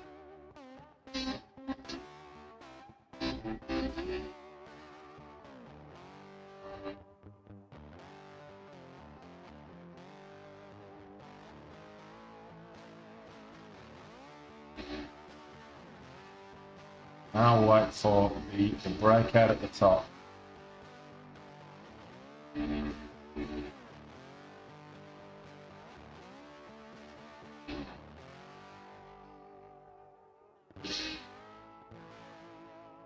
$490 on multiple time frames.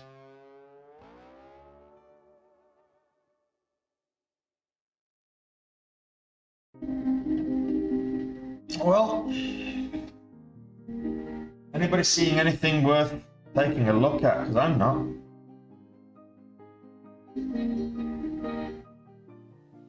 Safety shop. Let's have a look at safety shop. So safety shop made a bit of a breakout at the open. Start to make a move upwards.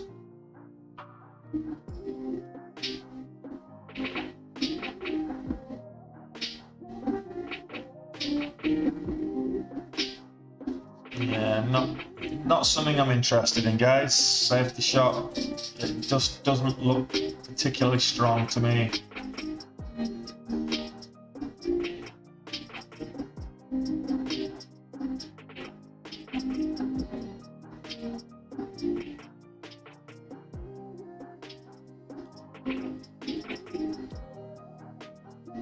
Right, clean spark breaking highs. Just broke through the pre-market high, out of the pre-market range, gone green on the day.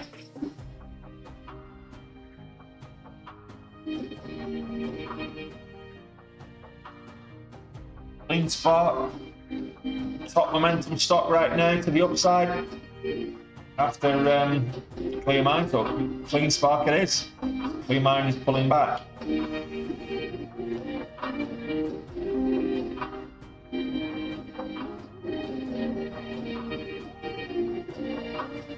Kind of looking at where we've got any resistance here from August, I guess.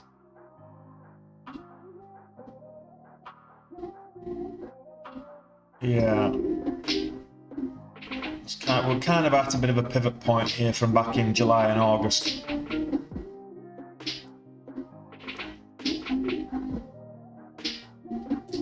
If it gets over 674, I think we could be onto something.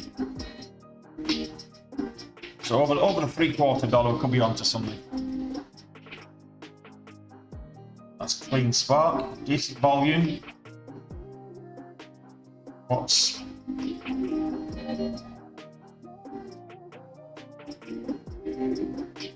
any? Yeah, UI path looking strong actually, or AI path.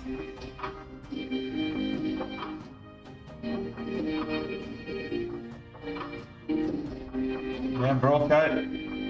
UI path. I was right the first time. There is so clean spark does have.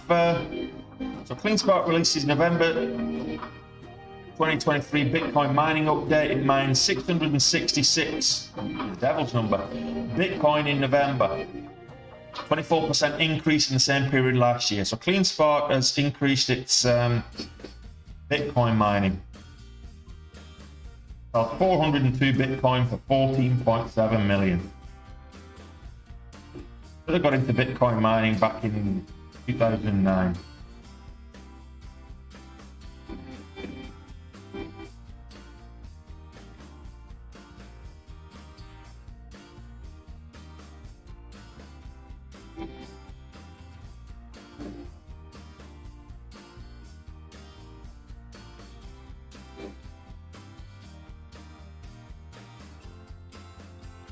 Yeah, it's a bit choppy, the honest company.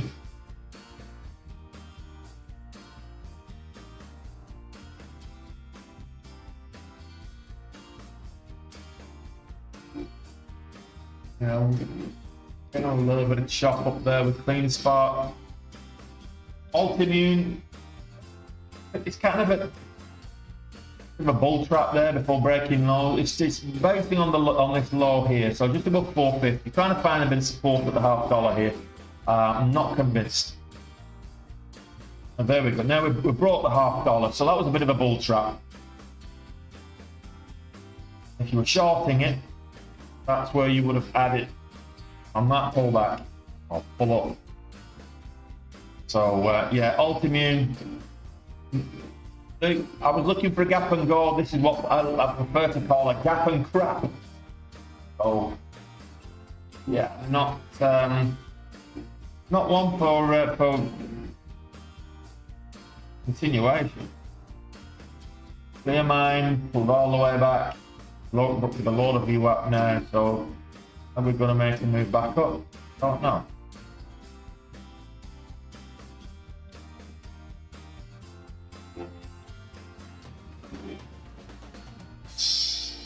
Right now, there's nothing that I feel comfortable risking anything with. I don't see anything that's looks particularly inviting.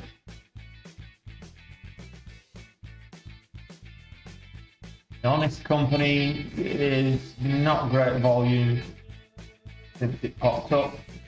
Not great volume. The volume's coming in, but it's now. It seems like we're at the back end of the move.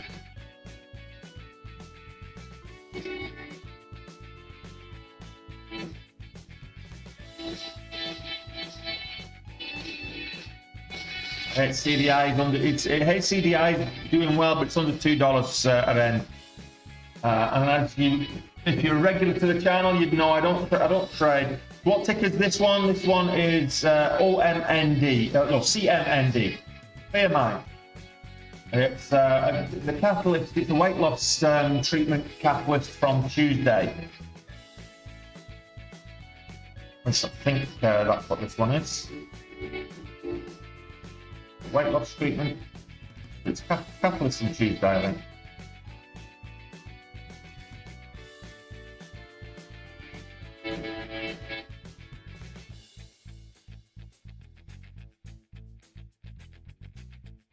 Yeah, weight loss treatment from Tuesday.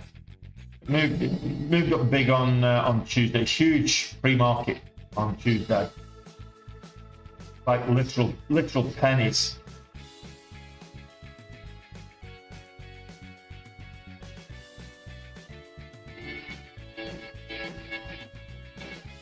Like this was like 10 cents on Monday. Up over $9, well, almost $9. So from 10 cents to almost $9 across the week. Well, on Tuesday alone.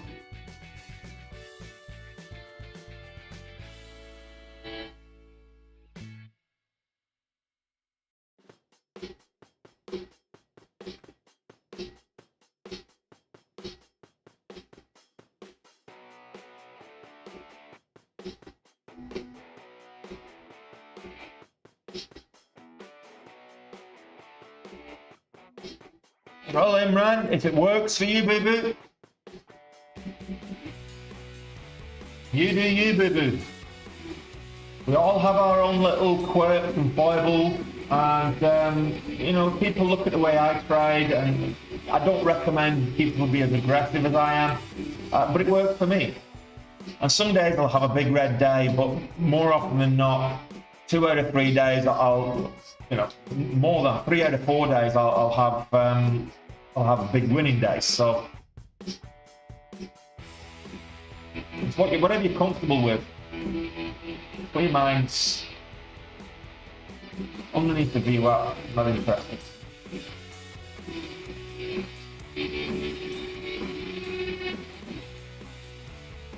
I think this is the most disciplined I've been for like 3 months.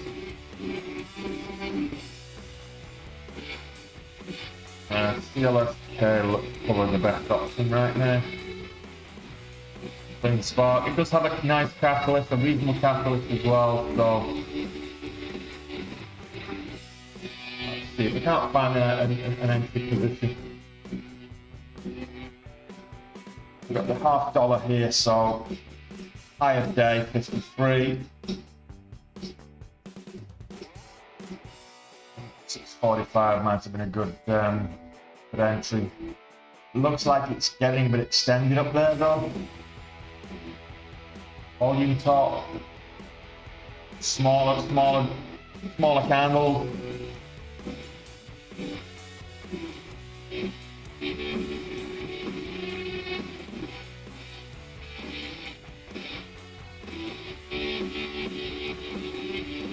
$6.55, small position maybe.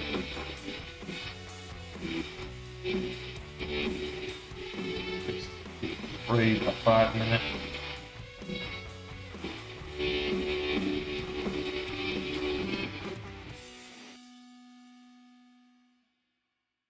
Upstart having a good morning there, John? Absolutely, Robin. Totally agree. Totally agree. Like I said, I was okay with Clearmine to give it that, whatever it was, 40 cents or whatever, given the move that it made. Knowing full well I had a cushion on the day, I'm happy to take that. Right, we're almost half an hour in. There's not a lot moving cleanly right now, so we've still got an IPO to go live. But like I said, I'll stick around till 10:30. If I've not taken any more trades at 10:30, it's because I'm just protecting my equity today. I'm over goal, and I'm okay to risk 2.5K, but I'm keeping the 6. I don't want to risk 2.5k. I'd rather get in a position that is going to pay off. I missed that breakout there. Nice little breakout there. Little flat top formation. Nice little flat top breakout there. 55. I'd still be waiting for the 10 cents though, so that's just me. This is looking a bit extended on the 5 though. There's the 10 cents. So now I'll be locking in a little bit.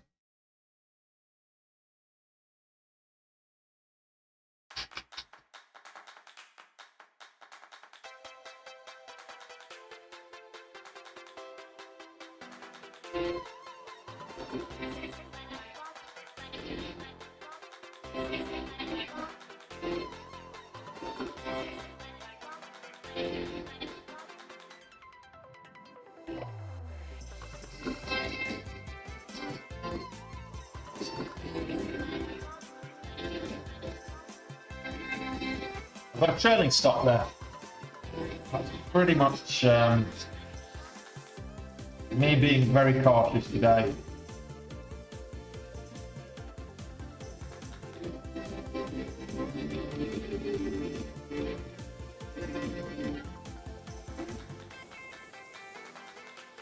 I'm at 71.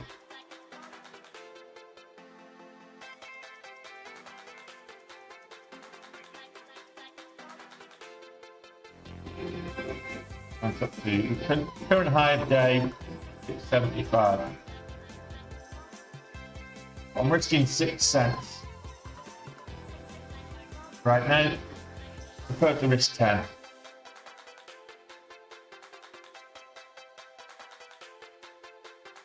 The reason I've got that is 9 cents is the average true range on this, and the spreads are a penny. So I'm looking at 10 cents. 10 cents risk. I think that's more than reasonable on this particular stock, given how extended it is on the 5 minute as well. 250 bucks. Worst case scenario right now. It's not even.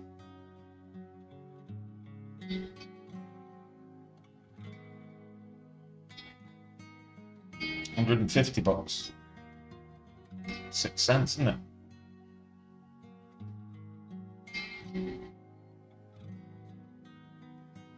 I thought you was going to say, don't give up your day job then, Robin. Don't give up your PM gains. This is the top momentum stock right now, by the way. Pulling back up there at the $0.75 level. Panic breakout.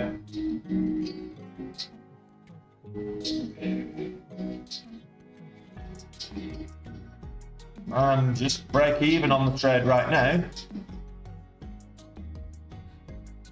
As it stands, bid is at my entry, at my average cost. And if you're a new trader, or you're a nervous trader, always use stops. Don't try and use mental stops.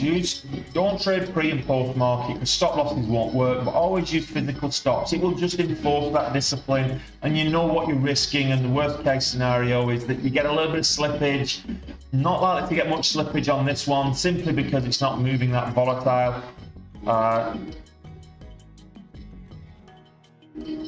There's not a lot of volatility out there at the moment, to be fair.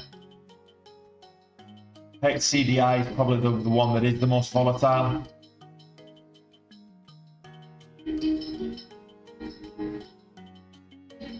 I get 680.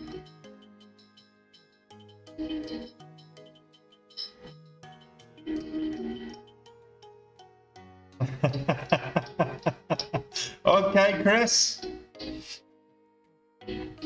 To be fair, I don't hold much hope for GameStop long term because, you know, the business model. I just don't think the business model's sound. One more cent. I want one more cent, and then it's a profitable trade. Worst case scenario now is it's 25 cent loss. 25 dollar loss. This top momentum stock right now. TLT breaking highs, BMEA breaking highs. Oh, spiking up. Sorry, TLT breaking highs. So we're now in the realms of profitability. We're making money now. Let's just slip across to HCDI. Whilst this, we've got the trailing stop there. We'll come back to that in a second. So HCDI 170, it got rejected. Double top devil horns up here, double top devil horns up here at 195, 196, and we'll see how that gets on a little bit later.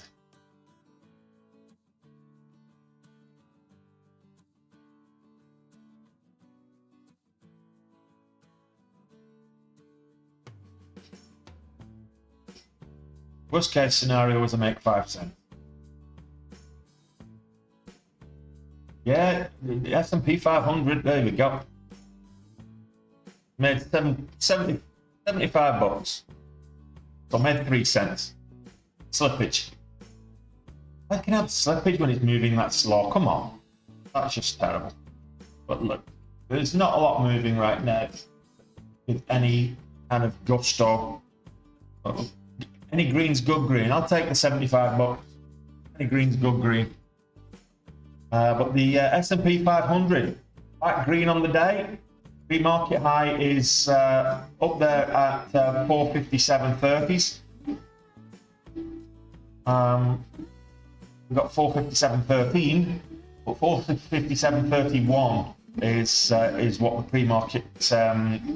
pre-market high is. So.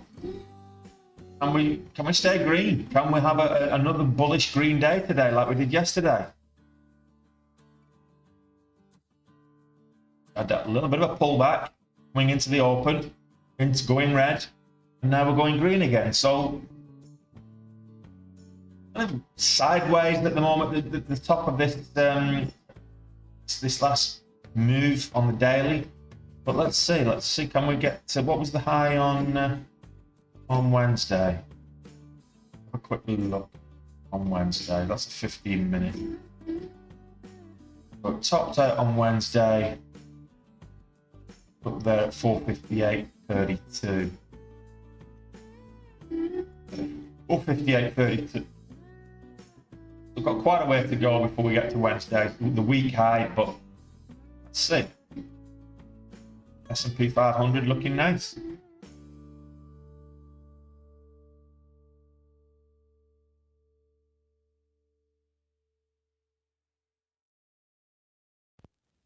What's CleanSpark doing?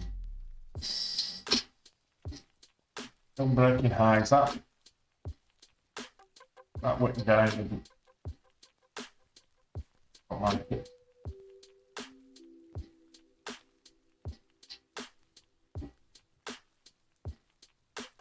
No idea, Daniel. I have no idea. Let's take a look.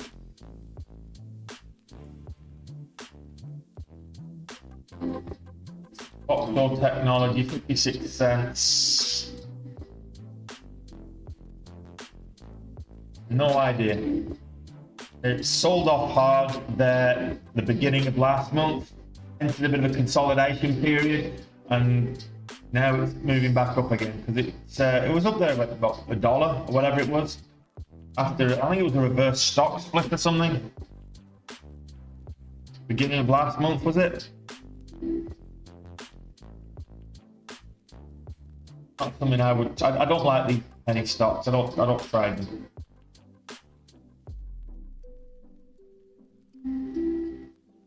Let's have a look at CleanSpark. Is it going to make $7?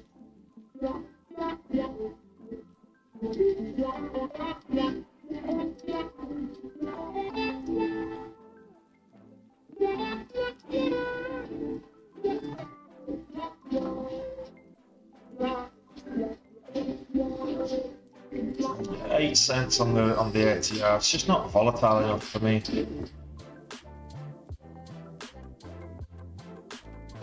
Let's have a look at GCT again. A bit more volatility here. It is getting some back over the VWAP. Even played tech. Yeah, do you know what? I'm just not feeling it. I'm thinking I might take an early bath. I'm going to wrap up my gains today and head into the weekend early. We'll see.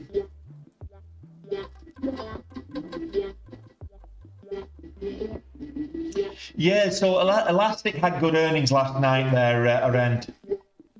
So ESTC's Elastic, they had good earnings. Well, let's see if I've got anything on the montage right now for a resumption. I've not got no resumption number on Next Immune. I've got an ask at $13. But no, there's no imbalance. I've got no imbalance from the exchange. So Robinhood's got Nexi at $2. No, I can't see it. It might do, but Robinhood doesn't usually put out the information as well as someone like Dash Trader or the market itself or whatever.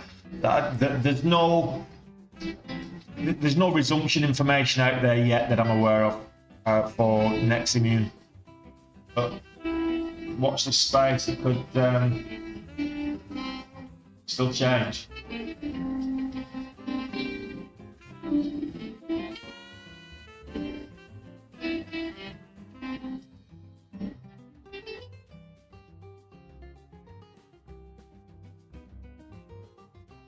What's the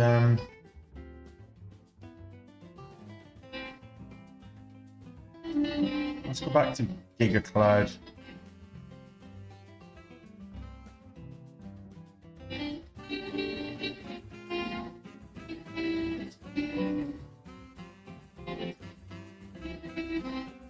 Over the VWAP.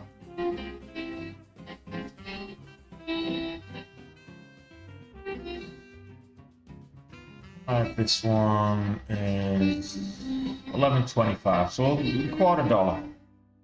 Over the $0.25 on GCT maybe.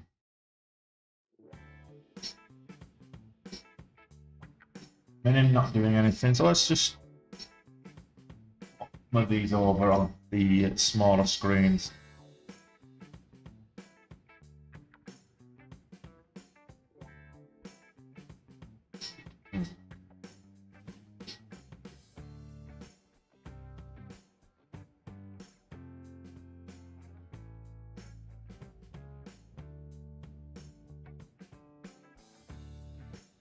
No volume on that one. I'm seeing things moving, but there's no volume on them, so not even a point switching it onto the screen to take a look.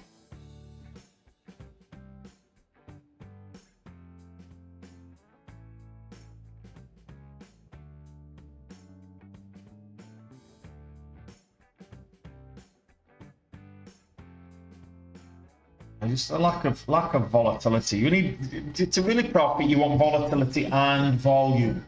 So the volume without the volatility, you're just getting a lot of people trading nothing. Volatility without volume, you're just going to get unreliable moves. You need both.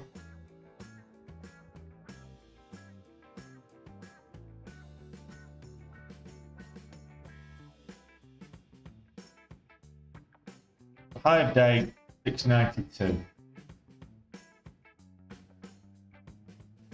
Just got in. Now looking for it to break $7. I'll put that 10-cent trailing stop back in place.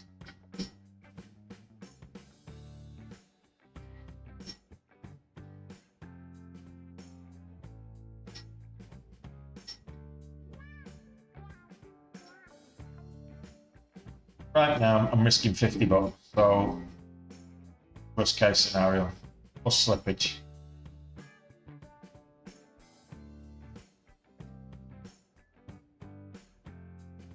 No, you don't normally see me being so conservative with my trading, but it's what I don't want to do is I'm substantially over goal on the day. I don't want to be giving it back and or any of it back for that matter. Now we're into a profitable trade again. So if I can get over $7 on this stop, so 7.10, I might start scaling in.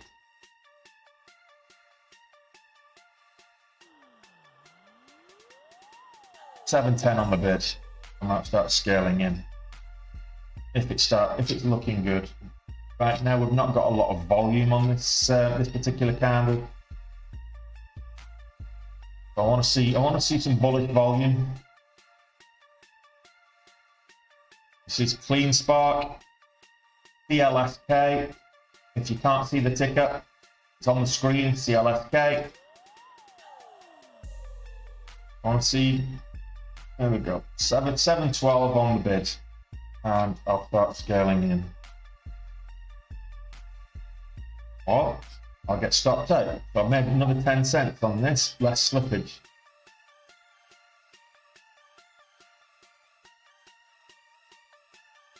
There you go. That was 10 cents.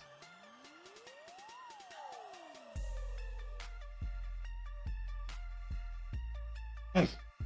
$250, back over 9K. Happy days.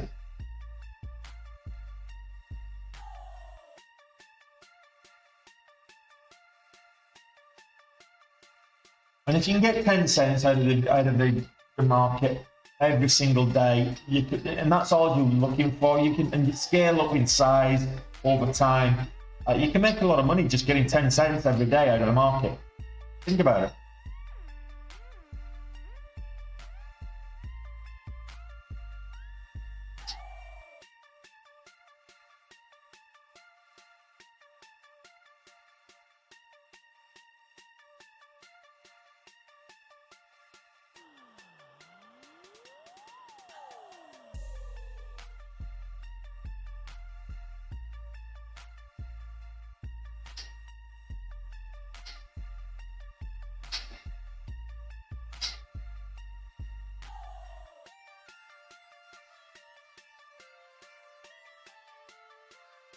I think I'm going to try a Volts tactic. Next time this taps for 9 EMA, I'm going to buy it and put the 10 cent trailing stop in place.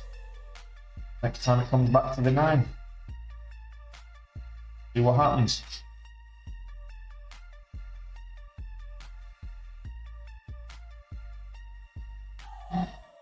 I'm 1.5 times goal on the day. So the whole point of exercising discipline right now, the whole point is to protect the equity. The whole point is not to give back the gains, and you know, get green, stay green, get to goal, and just get away from the market. It might be a little bit more boring than it was yesterday, but I think we've had a bit of a topsy-turvy week, to be honest. And the ups and downs this week have been exhilarating, but unprofitable. But it's Friday. Let's have a bit of a sedentary day. Well, it's Friday. Money Hero on very low volume moving up. Clear mind. Hacking the VWAP, not getting it. Getting rejected. View at $1.03 is the top momentum stock. So I'll click across. And for those of you that like low price stocks, View, VIEW, is the top momentum stock right now. It halted to the upside. It's currently at $1.03. I'm seeing a resumption of $1.47. That's a huge gap up, if that's right. And it's been halted since 10:07. So this should resume in about just over a minute's time, about 1.5 minutes time. Well, let's stick around and we'll see what View does. If it genuinely is going to gap up to like $1.50, which is what I'm seeing on the imbalance right now.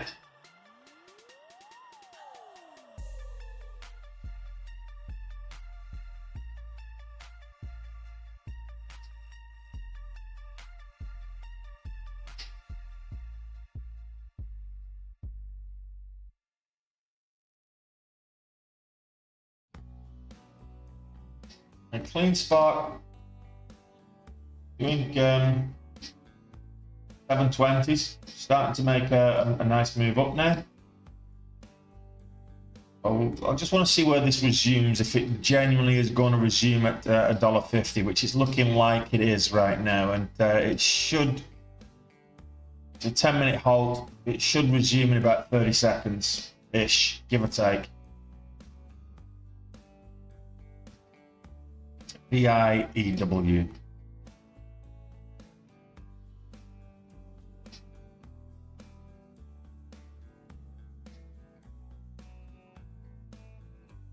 Have a look.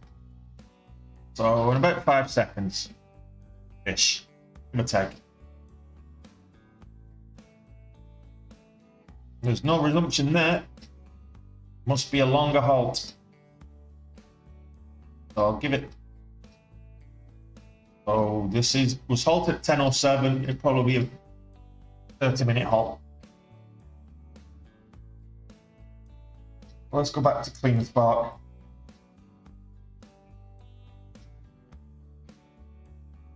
Oh, look at that. I said next time it comes down to the 9 EMA, I'm going to buy it and put a 10-cent trail, and it came back, tapped the 9 EMA and moved up 20 cents.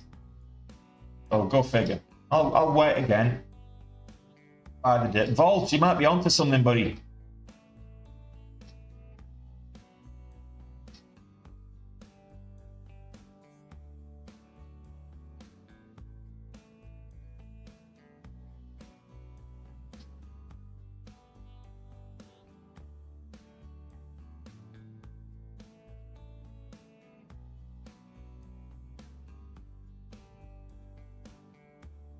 Very extended on the 5-minute, that's for sure. Up at 7.25 now.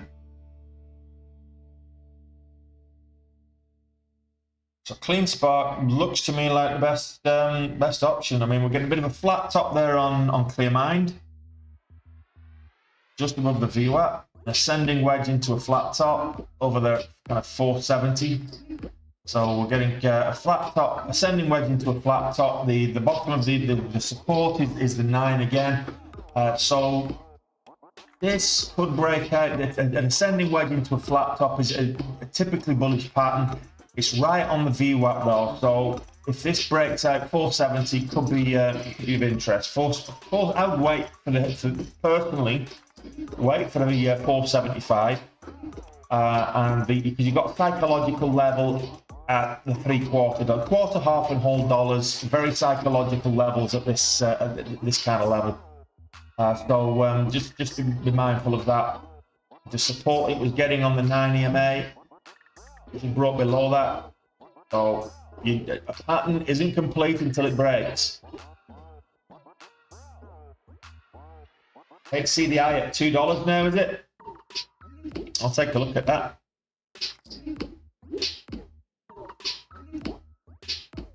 It could very well do, Victor. Could very well.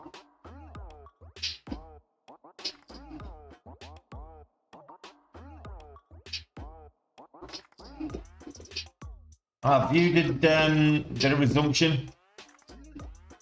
That was a big gap up. I was right. It was a big gap up. 46 resumption.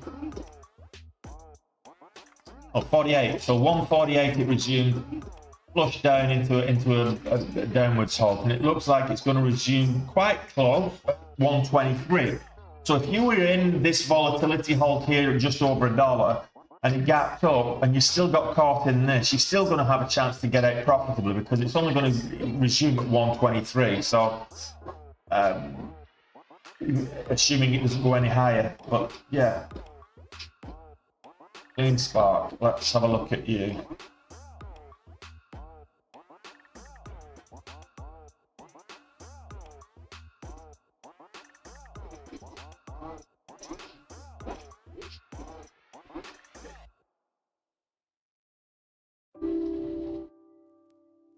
What is the 9? It's 715. 716 is the 9 EMA at the moment. 715 if it pulls back to it.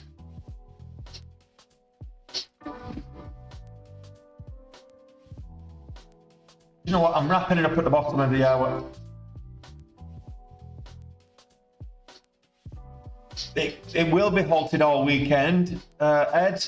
If it doesn't resume before, it's unlikely to be resumed in the after-hour session. So if it doesn't resume before 4 p.m, it's likely to be halted all weekend. Yes. So we'll see. It depends. Last time I saw one of these, it was on Top Financial, and it took a month before it reinstated.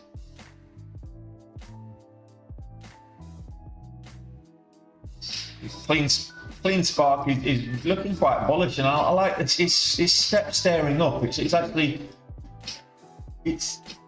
inching its way up. It's not overly volatile. I do prefer something a little bit more volatile, but it's inching its way up there. 9.5 cents on a 1 minute ATR. But Clearmind is probably a little bit more volatile, but almost half the price. Yeah, twice as volatile, half the price. Go figure. There's the breakout.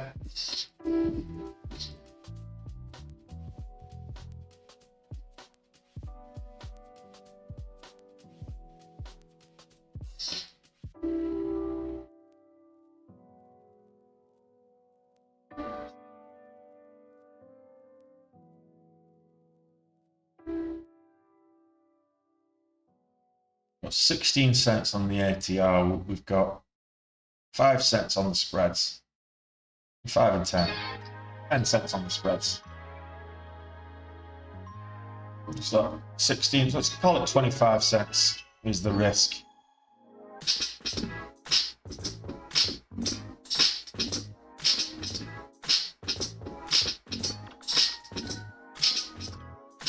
Looking for a VWAP bounce here.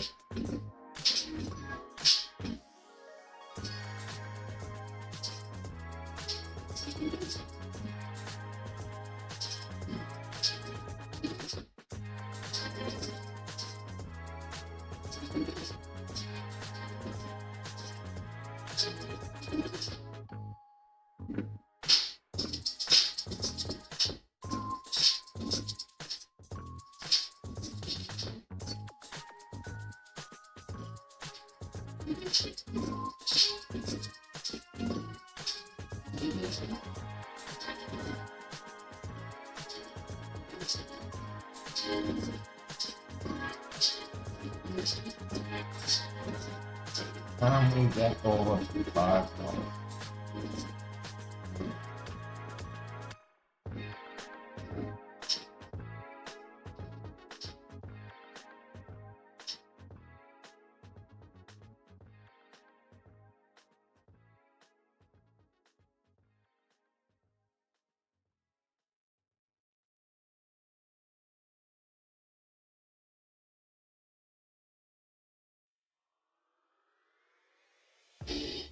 I've put my stop at 25 cents below my entry. That's how much I'm risking on this, 25 cents. That's the ATR on the 1 minute plus the spread is the 25 cents. That's where I got that from. So as it moves up, I'll replace it with, if it breaks out and moves up above 475, I'll replace it with a trailing stop of 20 cents. Once it gets to 480 or above.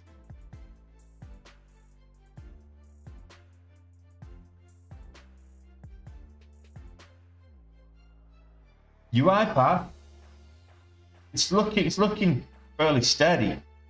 I mean, it's up 23% at the moment. But it's let's have a quick look at UiPath. I've got a stop in place there. UiPath making steady gains. Not all, it's 10 cents on the ATR, so it's not overly volatile. Clearmind is more volatile, and it's kind of quarter of the price. But yeah, it's making steady gains.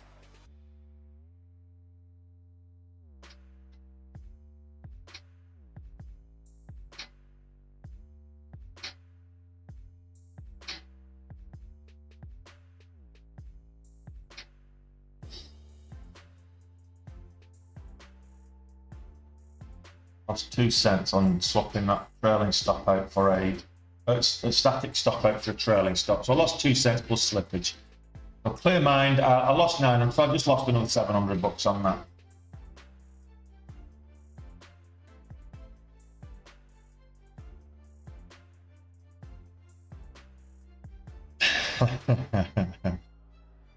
Well, take your cares with you, Cal, because that's me done for the weekend and for the week. Had a fantastic week. Let's have a quick review on the week whilst just give me a little minute here whilst I switch over to this view.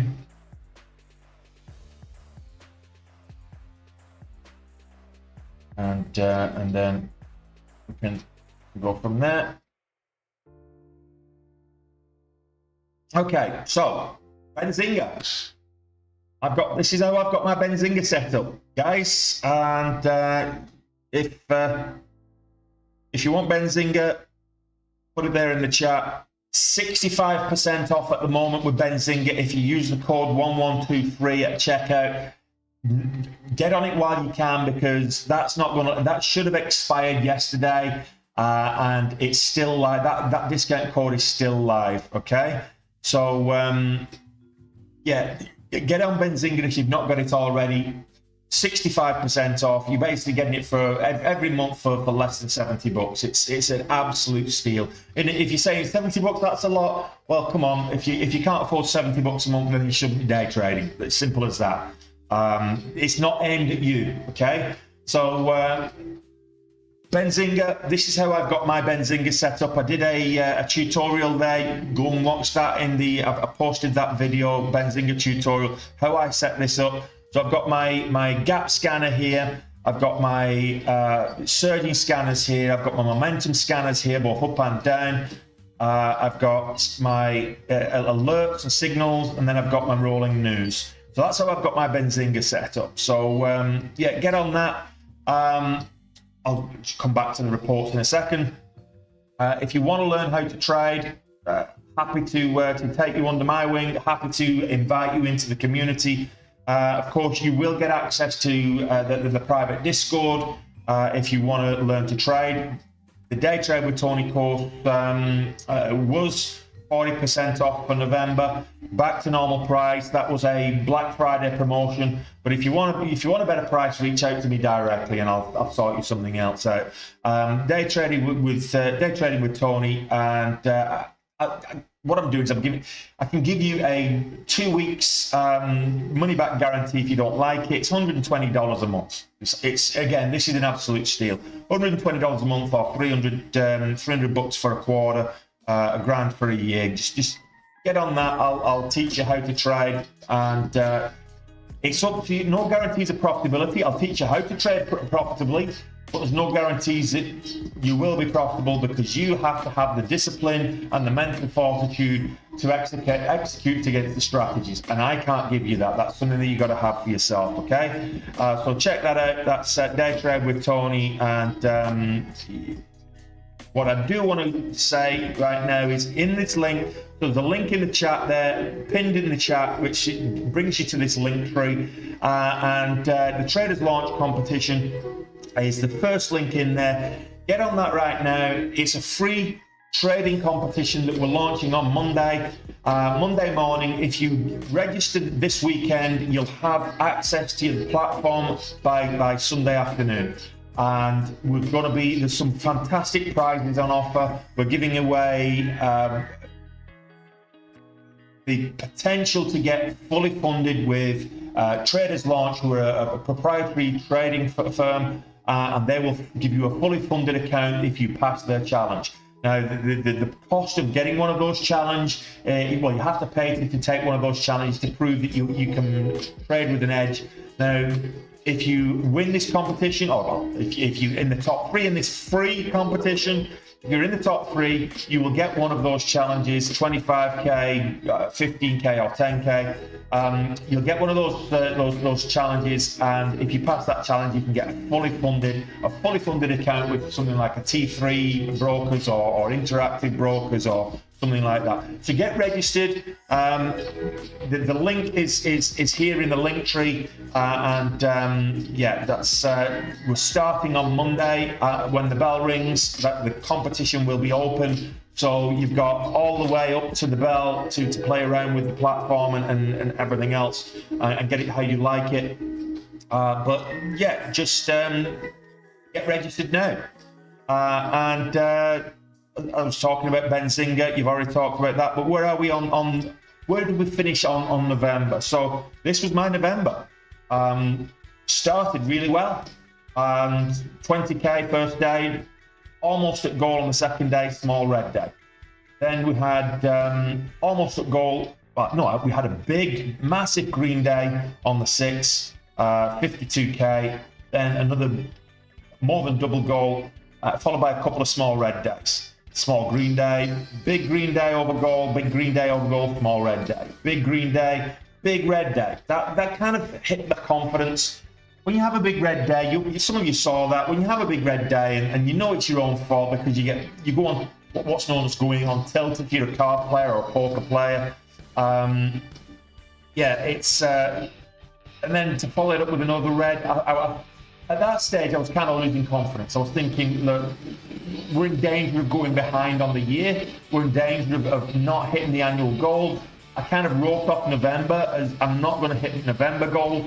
And then lo and behold, this week we had a red day on Monday, and that for me was the straw that brought the camel's back. Look, I'm not going to hit a goal. I'm going to concentrate on December. I'm going to concentrate on the year and see if I can actually get to goal. But it's not looking likely is what I thought. Then we had 2.5 times goal on Tuesday, a 32.5k day on Wednesday, and a big 3 times goal yesterday to finish off. So we finished off the month really, really, really strong. So what does that put us on the month, on the year, or everything else? This is, so let's have a look at the time. So if you look at the month of the year, it's our 5th best month. Before we had that big red day, it was already our 5th best month, but 120k a month is my goal. That's what I set myself on, based on 6k per day, 20 trading days, etc. So 120k a month. We finished just shy of 140k, so a massive month. It was really, really good month. Just, I think, one of the best months, certainly in the top 10 since I started trading. But really good month to finish off. And where does it put us on the year? So 1.44 was is the goal for the year. 1.44 gross, 1.2 net. So we're very close on both of those now. If we have a December at goal or better, we will smash the annual number. We're already over what we did last year. So trade really. If you look at the average, 6.5k average for on the daily for the year, which is above the 6k average I set myself at the beginning of the year, which I thought was ambitious, but you know, we're smashing it. So I'm happy with how we finished November. It was starting to get to me a bit emotionally, kind of mentally, but a couple of good days trading can do that to you, and those days have not been good days trading, because let's face it, I've made some big errors on those, and it's just ended up turning out okay for me. So win-loss expectation, go there. You can see we're clearly out of drawdown, no more drawdown. We're at the highs for the year, and we're statistically performing across the year.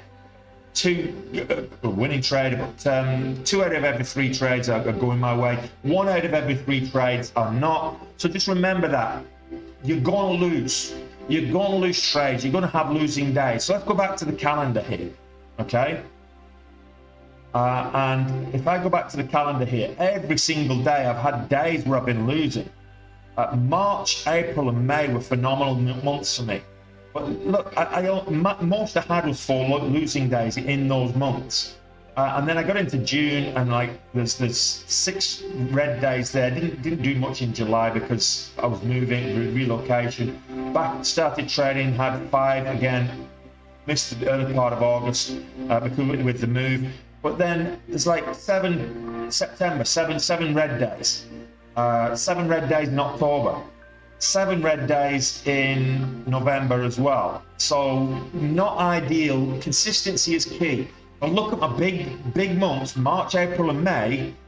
3 red days across the whole month. Double that number of red days, and I'm not making the money. So I actually didn't make any money in October. So if I go back to the report, as I say, I was a losing trader. Although it does say here that I made money in October, it doesn't take into account the fees and charges, days and times for October. It says here I made 23k, but I actually lost money after taking into account the fees and charges, and that's because of the lack of consistency. So make sure consistency is key. Consistency is more important than the big winners. If you can consistently make profits, small profits, day after day after day, then you're going to be a consistently profitable trader, and you'll make a lot of money. So consistency is an absolute essential part of trading. Okay, like I say, Day Trade with Tony, you get access to all the trading education. You get access to my ebook reading material, what I used to learn how to trade. You get access to the Discord. You get access to me as a mentor. You get access to the community as well. So that's Day Trade with Tony, and of course Benzinga. Right now, 65% off, get on it. I've never seen Benzinga do a promo better than 65% off. So that's the best discount you're going to get on Benzinga. VVOS is starting to make a move again. That was another big mover this week. So anyway, I'm going to wrap it up. Let's come back to the chart view. So I'm going to wrap it up here. I'm heading into the weekend.